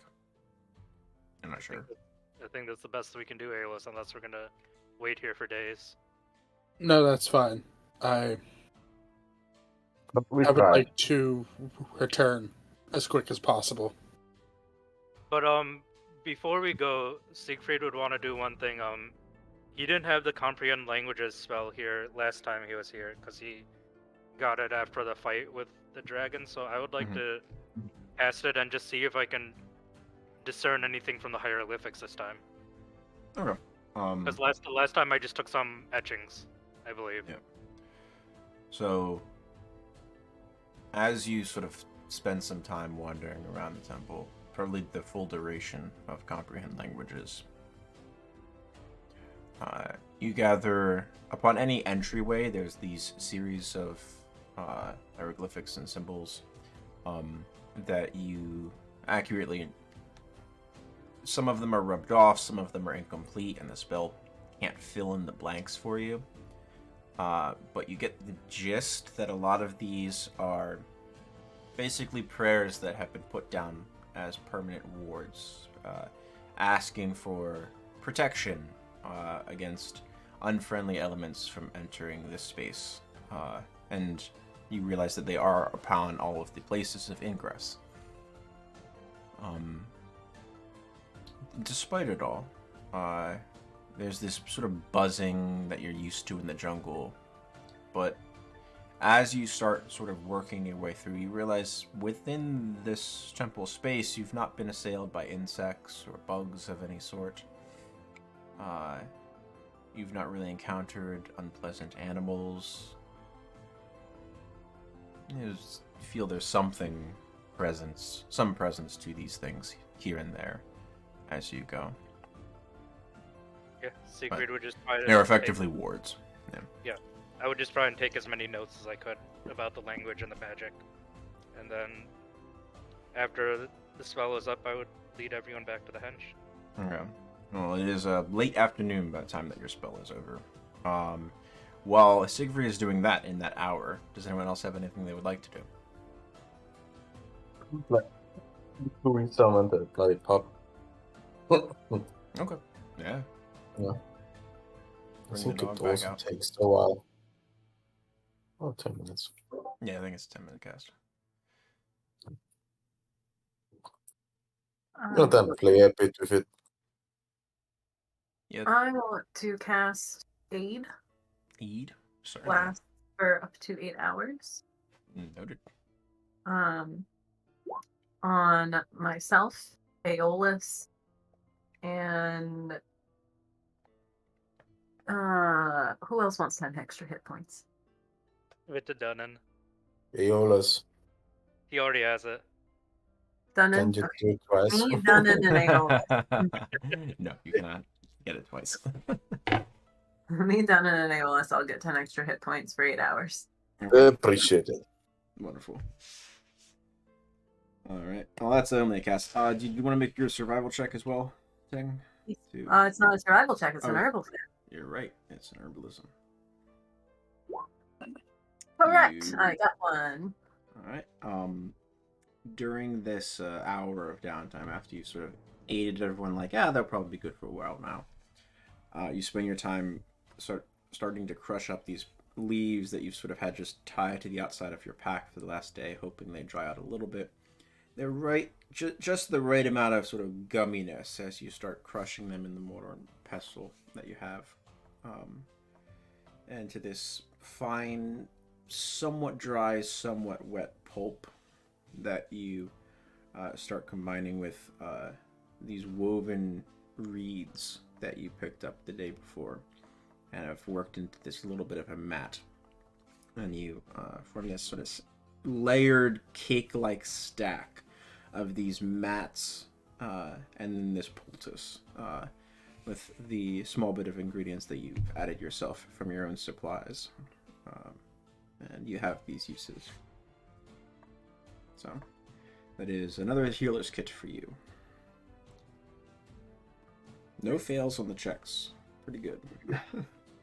Would you expect me to fail on the checks? Yeah, you could. There's load. You only get one attempt per day, so every failure just pushes back a day. So, but the hour passes. You all complete your individual desires, and then are you starting back towards the henge? Yep. Okay. Make me a survival check. I will go into And- dragon form again and do what I usually do. I cast guidance. Roll a d4. 30. You rolled a 30. Yeah, not a Plot problem. twist, we were right next to it. I'd like a no. I'd like a con save from all of you with advantage. I'll still fail. That sounds about right. You get the +4 from me. So I'm at 17 right now. I will wheel myself too. Or this is the start of a new day, so I have to check. If it's wheel or woe. It's woe, so it won't help me this time. So I got Dunnan, Aeolus, Siegfried. I have a 17 with Dunnan's aura. I need Ting's roll. Save, please. Working on it.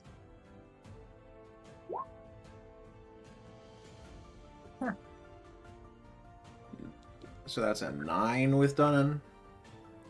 Okay. So, Teng, you pick up a level of exhaustion. Despite the remarkably easy path Siegfried has led you, He hasn't traveled with you terribly long compared to everyone else, and he's not used to somebody who always wants to be flying. And as such, you sort of have to land and hop for a little while, which tires you out quite rapidly. So you gain a level of exhaustion. Do I notice that she's like not flying anymore? Here and there, yeah. But Oh. you're leading the best path back that you know. Okay, so And it takes you well into the night to get back. whenever we stop, I will hand 10 discreetly the potion of vitality I have been carrying with me. To 10, and that I'll just say this should help with any exhaustion. I give Siegfried a very grateful look. And then I say, Aola, should we rest before we open it, or should we just go through? For the record, that's the potion of vitality. Yeah. I mean, it's supposed to be safe on the other side. Yeah, and any more distance we can put between us and them. Sure. I think I would prefer a rest at Yerel's place. I mean, Yeah, I mean, knowing him. You do know There's going no- through the henge also gives you a level of exhaustion. Oh So yeah, so yeah, You would be 10 you taking should a level of exhaustion at the beginning of the And- day. then you should drink this if you can before we go through. I chug it. Okay. You remove your one level of exhaustion, Mm-hmm. and And you gain then, the other benefits. And then Siegfried is- will. Oh, go ahead. Sorry. A little bit spicy as it goes down your throat. Tang. Not a flavor you were expecting, but you feel reinvigorated. And after 10 is feeling better, I would go up and set the boat mouse down. Okay. The group of you set the Bodemol stone into place, and there's this vibrating, shimmering energy as the cascade of this curtain fills the space in the center of the henge. Bits of the vines sort of vanish and creep away. Some of it falls from either side of the henge as the vines have effectively been cut when part of the vines are teleported to somewhere else.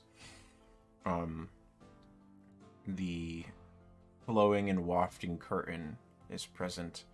It looks like you can see 10, 15 feet in through the henge, and then just misty, cloudy, nothing.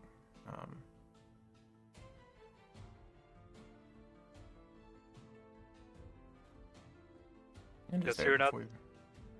Just you're not surprised, 10. Where we end up is going to be in a desert. So just keep that in mind. Before we go through, I would like to look out to see if there's anyone looking at us, if there's any traces of Make a we're perception being check. followed. Oh. 7. Take a good look around. No, it's the dead of night. There's now this gently glowing blue portal, bluish purplish pinkish portal nearby you, but middle of the night, you don't see anything. Feel pretty good. All right, let's go. I go through. One by one, you step through. Thing you also step through.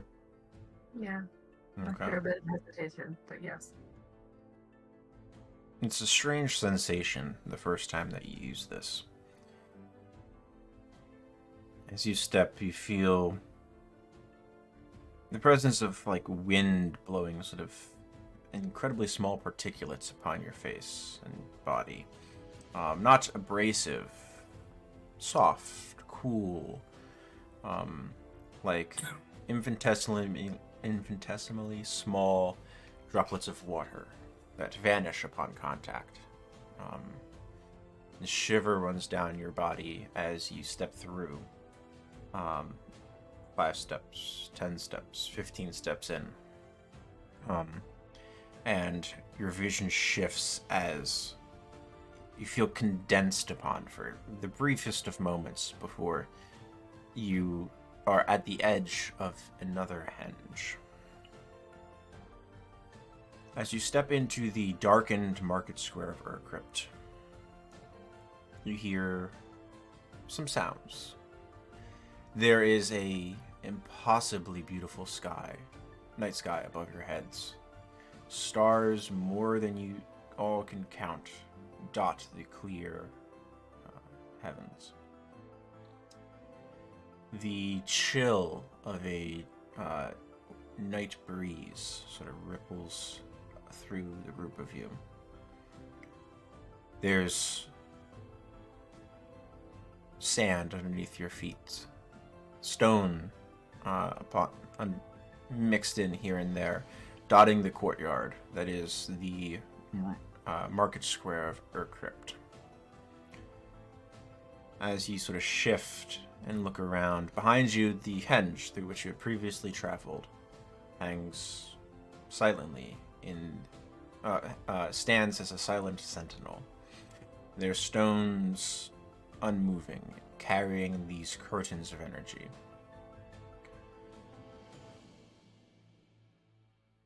Something is different within this space. You notice a few things immediately. What was previously a few empty henges that still remained. Presently, only one remains empty. The other 5 all have flowing curtains of energy mixed between them, between their arches. Additionally, what you expect to be a silent space is anything but. Off to the side of you,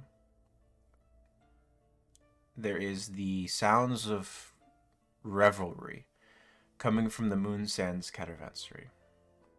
The open doorway is draped in luxurious curtains of fabric, which are currently held pinned about half open, half leaning in, obfuscating the upper half of a medium individual. Sure, would you walk in or out of the space, but the lower half is somewhat open thanks to the pinning open of the curtains. You see behind the well-furnished interior, filled with the chatter of patrons and the clinking of glasses and flagons, there's an atmosphere sort of spilling out from it. You hear small bits of music speckled throughout the space. Moment passes, and the wave of lethargy and exhaustion washes over you as the taxing effects of using the henge finally catch up. You hear a deep-bellied laughter echo through the space, out into the abandoned courtyard from the open door of the caravanserai. Well, Dunnan, looks like we can get a drink and a room. Isn't there is a lot of things different, right? Yep. Not imagining things. Did Yeril find some Pokemon stones? I mean, it could have been open from the other sides. We arrived at the ruins, right? What do you mean, Sam? So, from my memory, cause I wasn't here the last time that we saw Urcrypt. So, this is the third major change that you've seen to Urcrypt. Yeah. There was the original one. Okay. Then there was Yeril had fixed up a significant amount of the place, but one of the other henges was opened, and it was not one that you had activated. Okay. All right. That so eases that the was anxiety 3. that we time traveled. Yeah, that was 3. You When we activated the 4th, taking you to the jungle. You've now come back through that one. And now a 5th one of the 6 present are activated. Yeril explained one of the other ones that was activated at one point brought some traders through, and he's been bargaining with them the group of you arranged a you can use ours as long as we can use yours type of thing. Yarrow promised he would present that offer to the other group as well, who had activated that one. As mayor, de facto mayor, in the position in which you have placed him, he made the determination that the people who initially activate the henge and come through it have the authority on who is permitted to use that portal. At least that was his working MO for the time being. Okay. And that you agreed that he would present that deal to the other people the next time he saw them. It's been almost a month since you were through here previously. There's a lot of people. From the sounds coming out of the caravanserai here, previously it was empty. This was just a space holding potential for occupation, but it was nobody.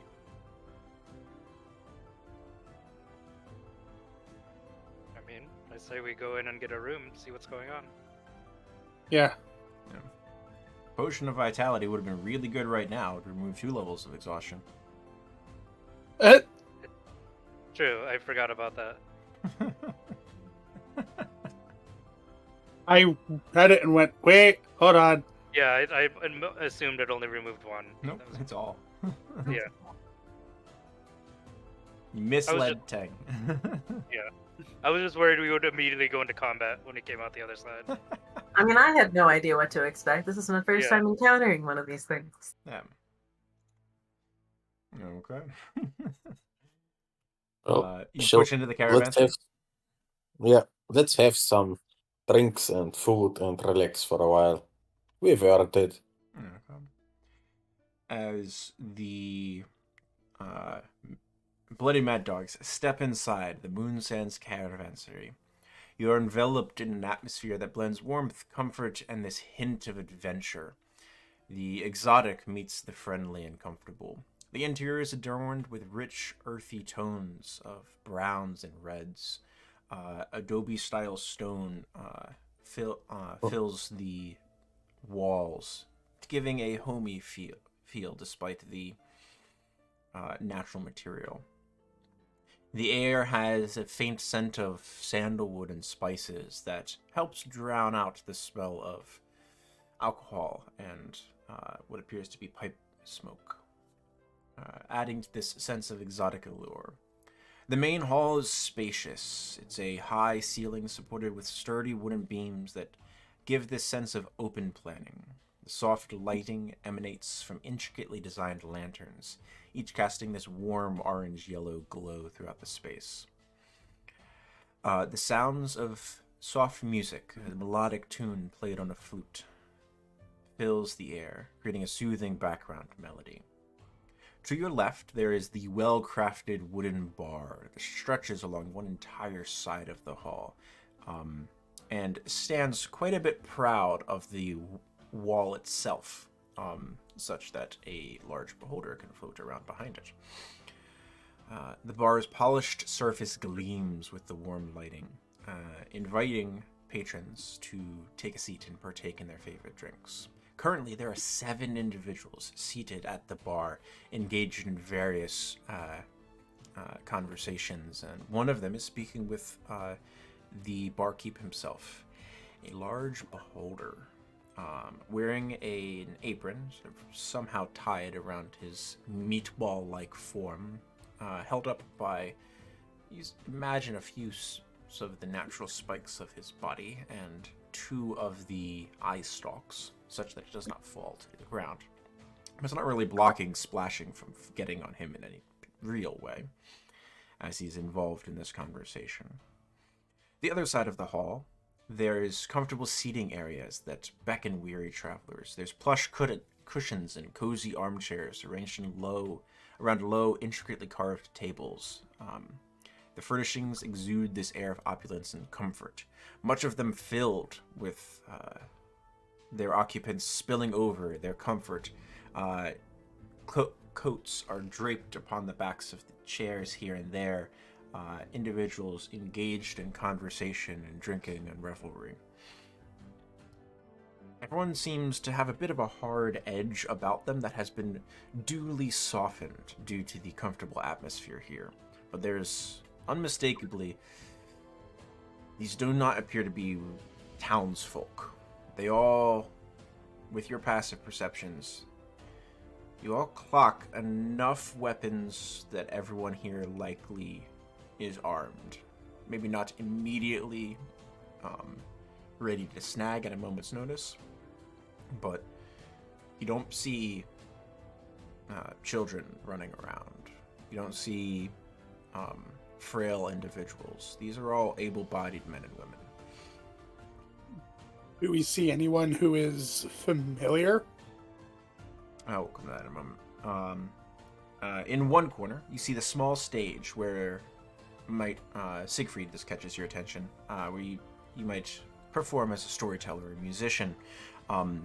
Floating in this space is the singular flute that is playing this melodic tune just as of its own accord.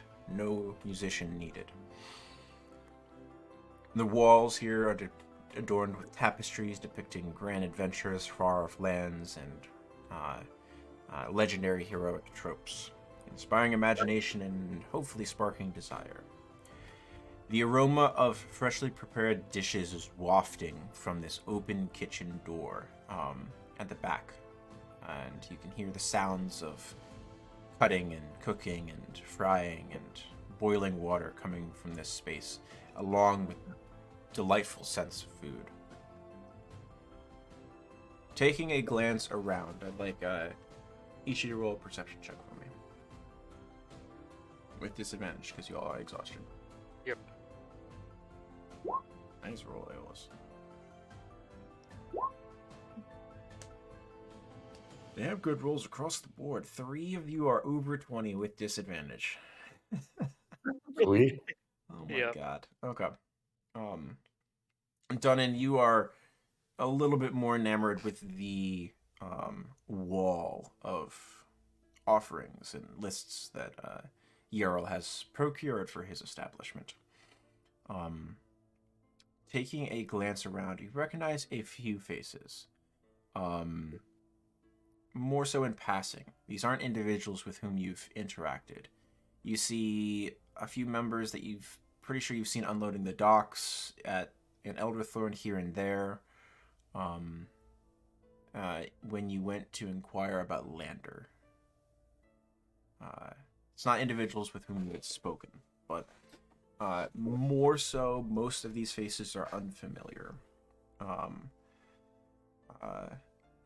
Siegfried, you recognize off in the corner, nearish to the stage, standing on a barrel, is holding some macrimonious court on some esoteric issue, ranting and a little bit flushed in the face, is a goblinoid individual, wiry stature, stands just under 3 feet tall, but probably close to 6 on top of this barrel. His olive green skin is adorned with numerous scars and patches of dirt. His eyes have this gleam of adventure and intelligence about them. His ears are large and pointed, framing the face that has this toothy grin upon it. He is dressed in sort of what you think is mismatched leather armor. It looks like he's got his breeches from one set and then a tunic and like leather gambeson from a different set. The dye is off. There's a collection of trinkets and shiny objects that hang from a cord around his neck. And his hands are thin and wiry. You would call them musician's hands. You recognize this individual. He's done most of the work on your body. This is Jeff. I could have sworn the last time you had spoken with him, he had gone out to sea, and that was several months previous, and he'd not been seen around since. He's gained a number of personal adornments as well.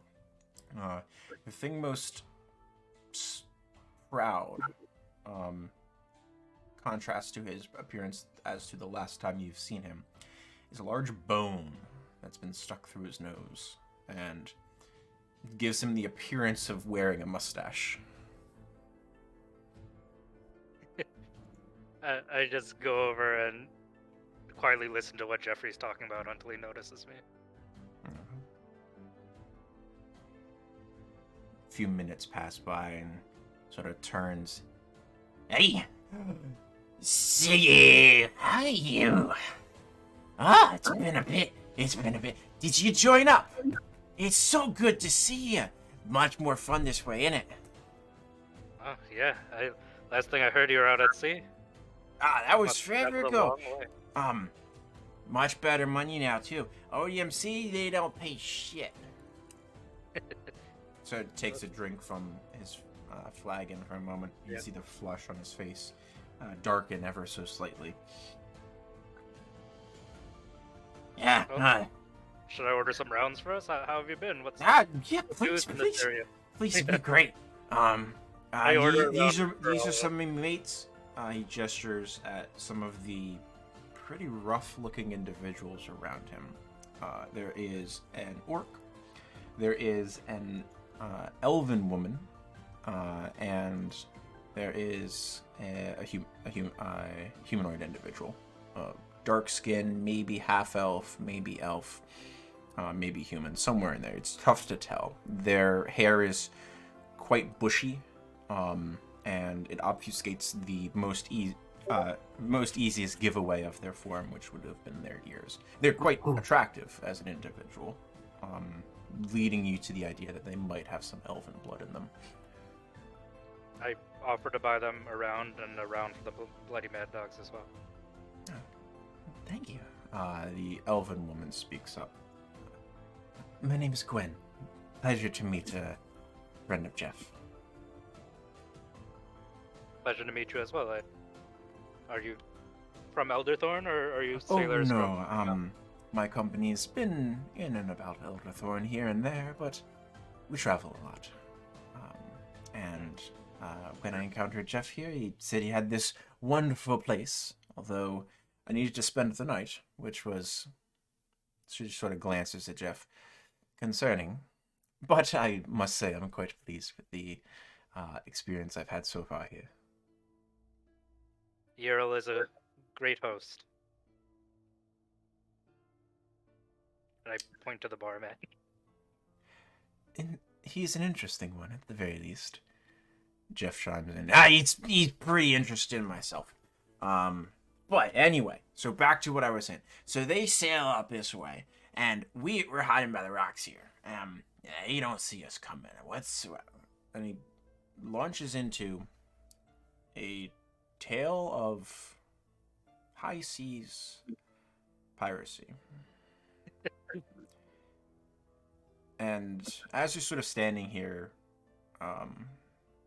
listening to this court that he's holding,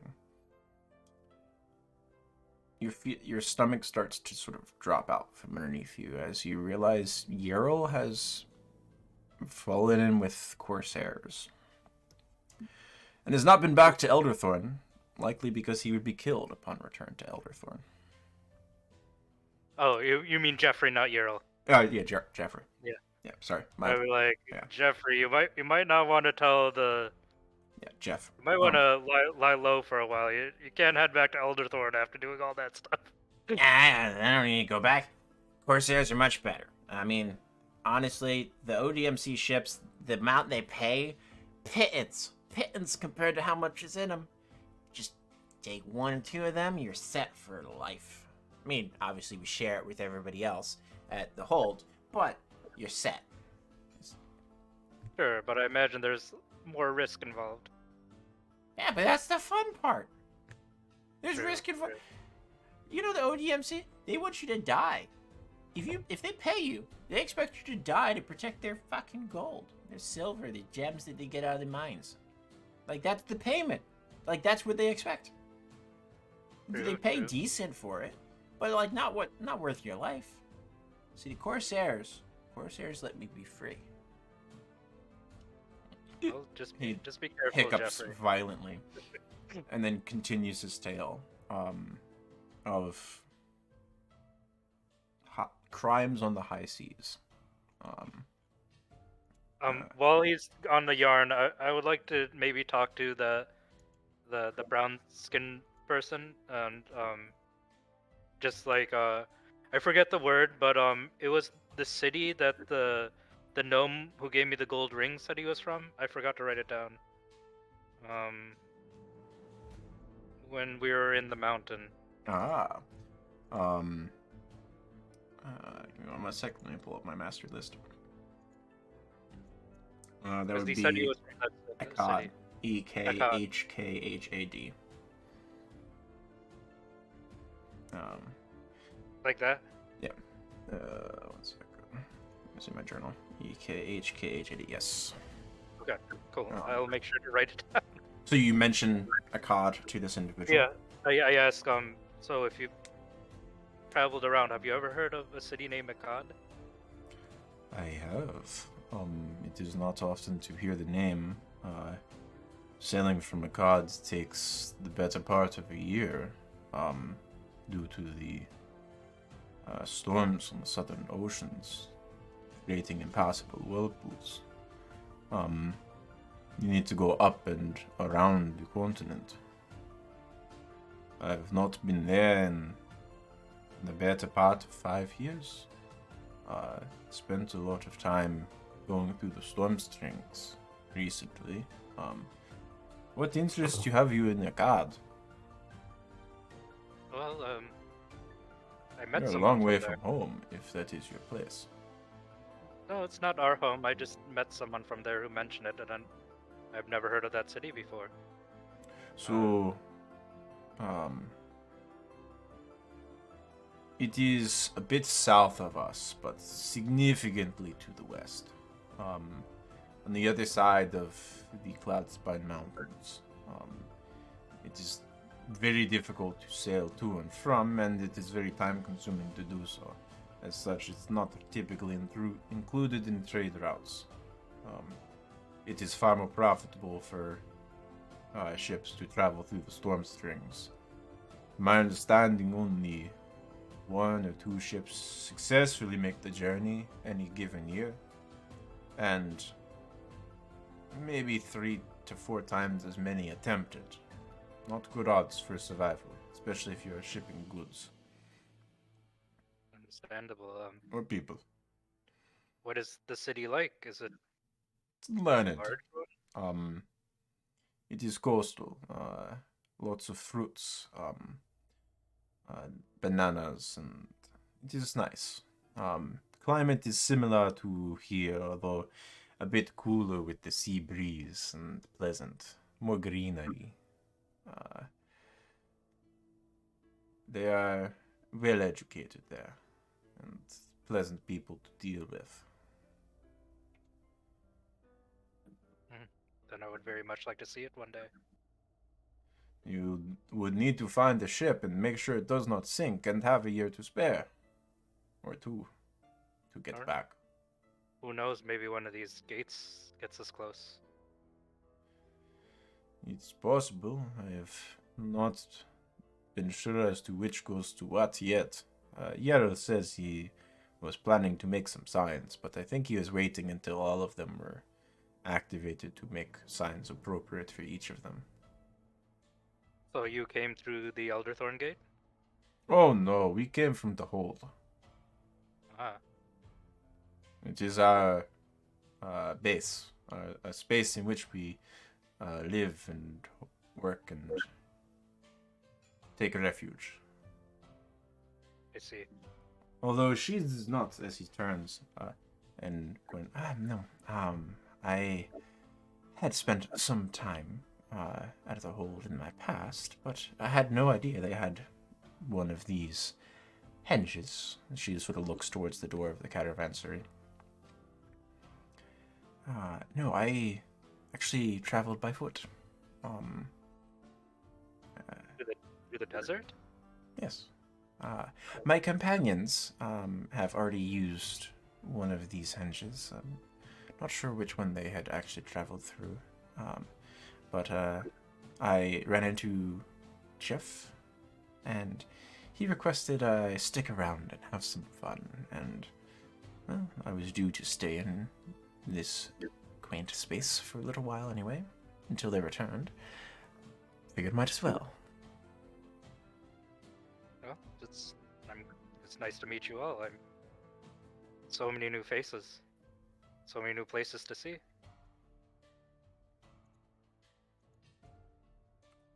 I hope we can potentially help each other out in the future, but for now, let's just drink and rest while we can.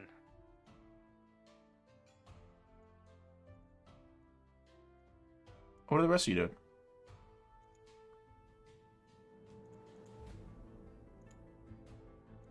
Conan's at the bar, probably. Just sizing out the others at the bar. Takes you not but a minute after you sit down until Yarrow floats over to you. Hey, how you doing? Oh, it's so good to see you. Welcome back. Yeah. They did agree to your deal, by the way. Oh, very good. Yeah, so you can use I'll show you which one later.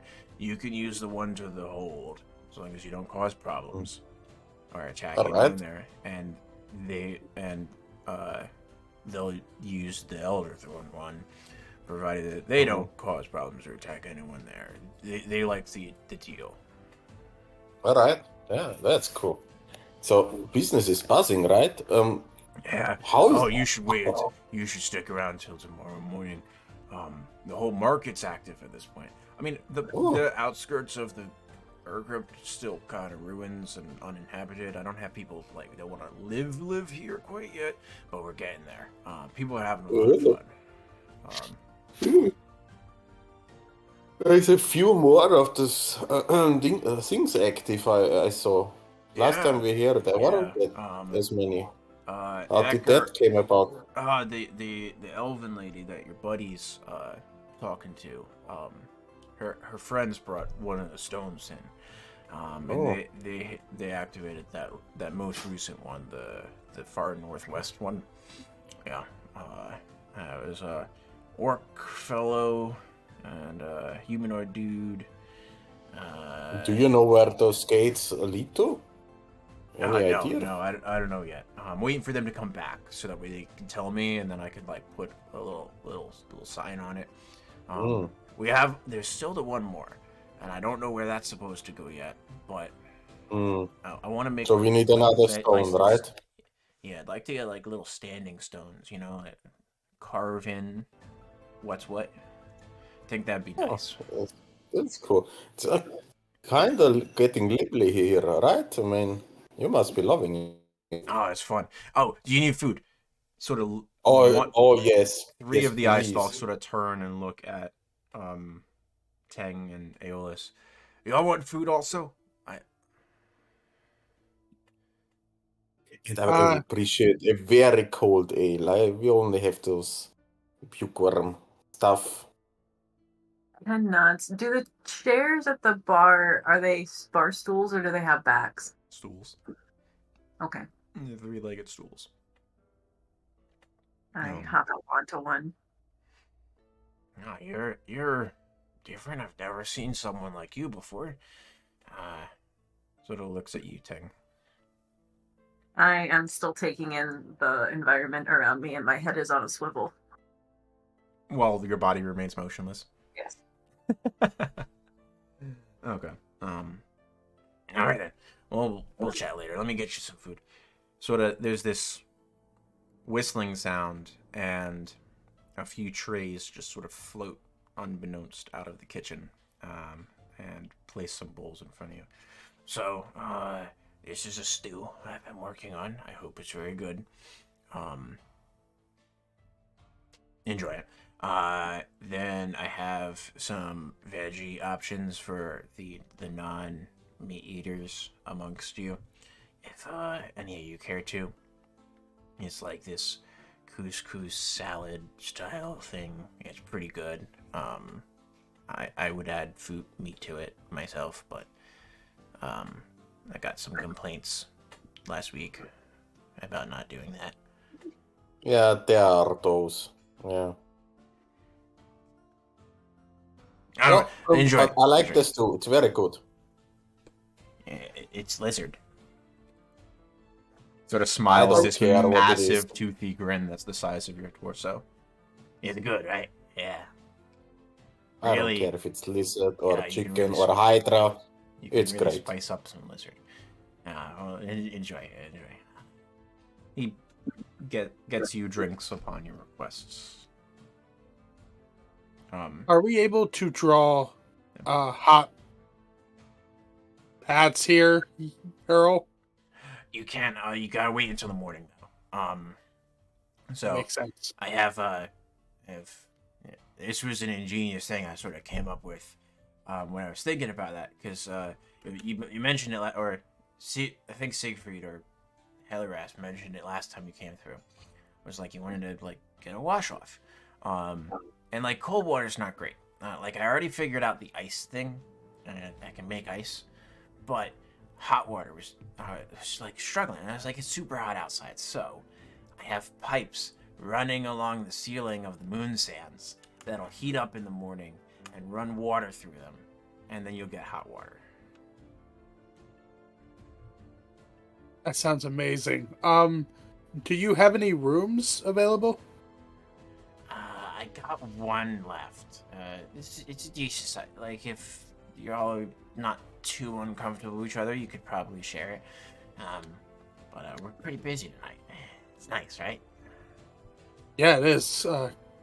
Congratulations. I'll pay up for that room, and then you can just give the key to Hanan. Certainly. Sort of floats his head and rotates slightly. It's like cocking his head, but there's no body. Give me a gold piece, or 10 silver, or 100 copper, or some combination therein. I will hand over the 10 silver pieces. Thank you very much. He sort of floats. You see one of the eyes have a little bit of a glow as it floats it out of your hand, and into this heavy-looking box that's sort of set towards the end of the bar, as the coins sort of clink into place. You've seen something like this before. The bookstore in Elderthorn has a similar payment structure, where there's this incredibly heavy, dense metal and earth box that is just a coin box that everything sort of drops in like this piggy bank, and it's too massive for anybody to move.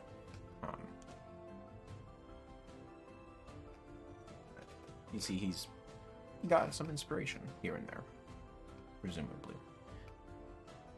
All right. Yeah, I'll enjoy it. I gotta check on everybody else. It just sort of floats down towards the rest of the bar, and then, after confirming, just goes above everyone's head. There's no entrance behind the bar because he just floats and moves to other parts of the area, checking on his different patrons.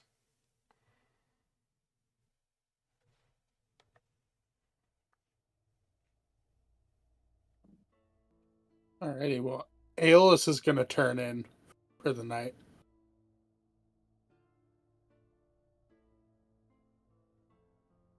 Okay. Well, I will have a few more drinks and then also hit the bunk. Siegfried will probably just hang out with Jeffrey until he passes out, and then just make sure Jeffrey gets to bed safely. Tang, what are you doing? I'm gonna finish my stew and then also go to bed. Okay. There are far too many people here. A few hours Would pass, Siegfried. Sorry. Go ahead. Would Secret introduce us to, or would you just stay with them? Not introduce us. No, I would eventually come back to our room. I just want to make sure that Jeffrey gets to bed okay.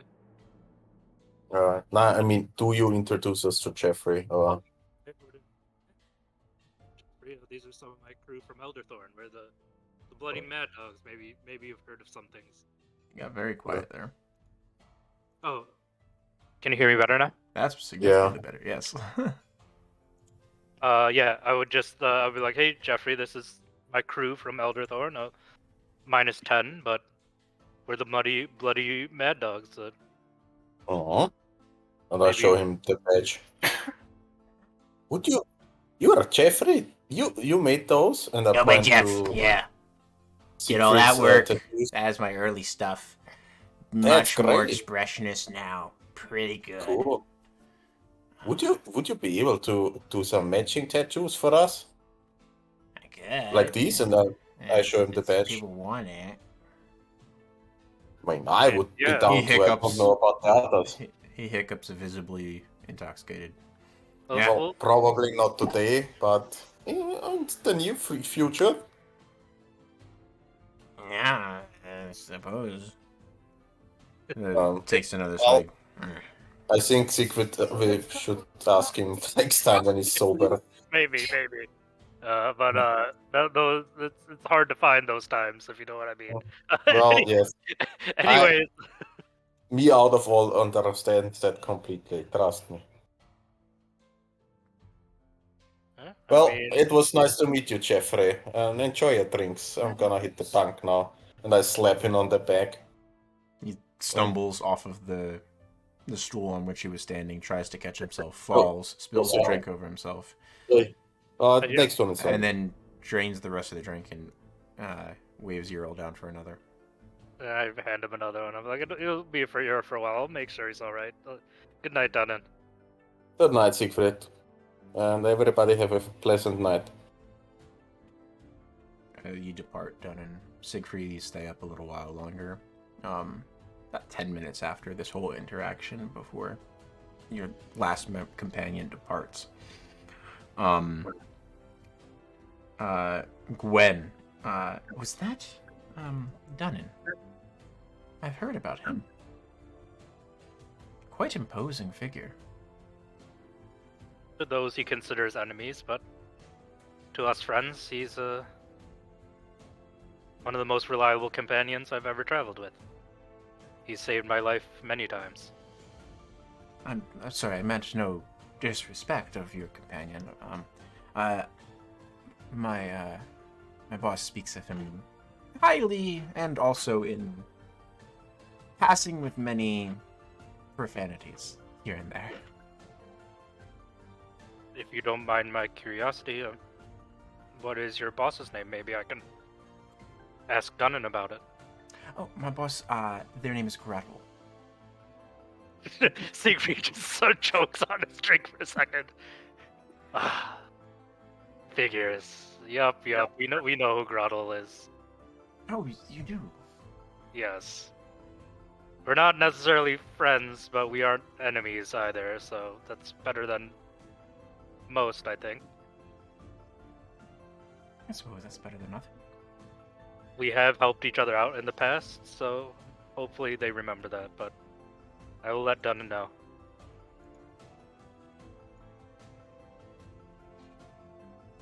Well, Are you a member of Grottel's troop? I am. Is that other one still with them, the halfling? Was it a halfling? There was the guy we broke. Land was, Yeah. Land was a human. Are currently exploring through the henge that they've activated. Ooh, so they managed to get a stone too. Was that the fifth gate that's been opened? I believe it was. Unless in your passing you've done another since then. No, we've only been responsible for the first and the fourth. Well, if they allow us, I'd very much like to explore the fifth one, but I'm sure we'll cross that bridge when we get to it. If they went through, they're probably trying to find a way back. It's possible. I believe Yarrow was speaking about setting up some type of tithing system, as permissions tend to get muddy here and there, especially with more and more people coming through. Sure, and I imagine the mayor needs to collect some sort of tax or toll. I have no idea how he manages to pay for all of this in the first place. He told me once you crossed the Cloudspire Mountains, and I thought that was pretty amazing. So I imagine gold isn't that much of a concern to him. It makes sense. You see, Jeff is now in a backbend over his barrel, and still drinking. I You think believe Jeff your friend is indisposed. Sure. Well, I just wanted to make sure he got to bed all right. It's my job to take care of at least he was once a citizen of Elderthorn, and I care about him. If you if you want to spend the rest of the night taking care of him, I can make my exit. I just wanted to make sure he got to bed okay. Oh, he's no companion of mine. He can sleep on the barrel. That's fine. She stands up and adjusts her tunic. It looks like it's fringed in gold thread, and there's red and black motif across her outfit. Upon one of her hips, she carries what appears to be dozens of dagger stars, meant for throwing. Not seen a particularly adept user of these previously. She also carries a short sword. Somewhere between a short sword and a long sword. Looks like a hand and a half. In a remarkably nice looking scabbard. And she sort of shifts, the light catches her eyes. Quite comely, as she bids you a good evening and sets off. I'll just say,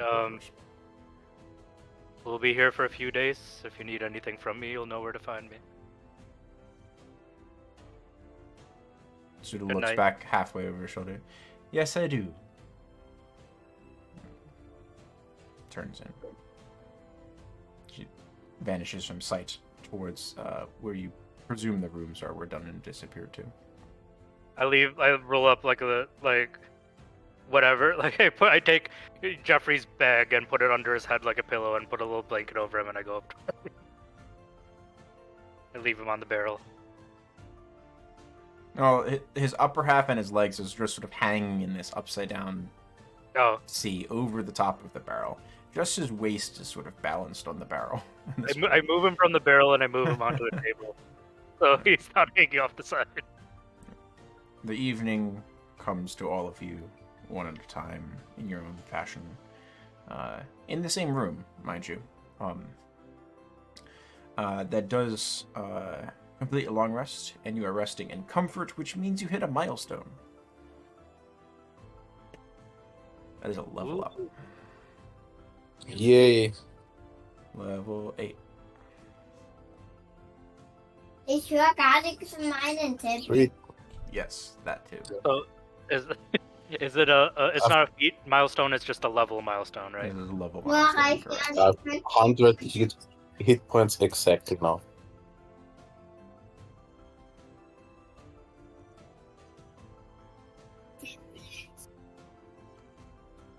I'm finally gonna get 20 wisdom, I think. I believe the spellcasters get an additional 4th level spell at this. Yeah, I think I get one more 4th level spell slots, but because my wisdom also goes up, I get to prepare 2 more spells at this level. Nice. Alright. Sammy, on your sheet, if you go up to the top and click on the little gear from the front page. Mhm. No, core. And then up where it's next to background. Like where it says life domain cleric. Okay. And then you can change 7 to 8. And then click on the gear again. That'll help keep your proficiencies correct. And now if you go back to your spells, it'll also adjust your spell slots. So now you should have 2 4th level slots. Mhm. Perfect. Does anyone want to roll for hit dice? Probably Sam. I already did. I rolled a 3. Oof. All right. Well, you still get your con mod in there, so there's something. So 10. Your average would be 5, or you can roll. I allow ones to be re-rolled, but if you get a 2, you get a 2. I'm gonna roll for it. All right. Roll a d8.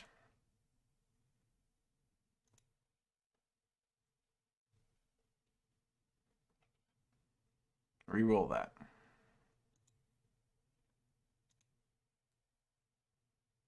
Re-roll that.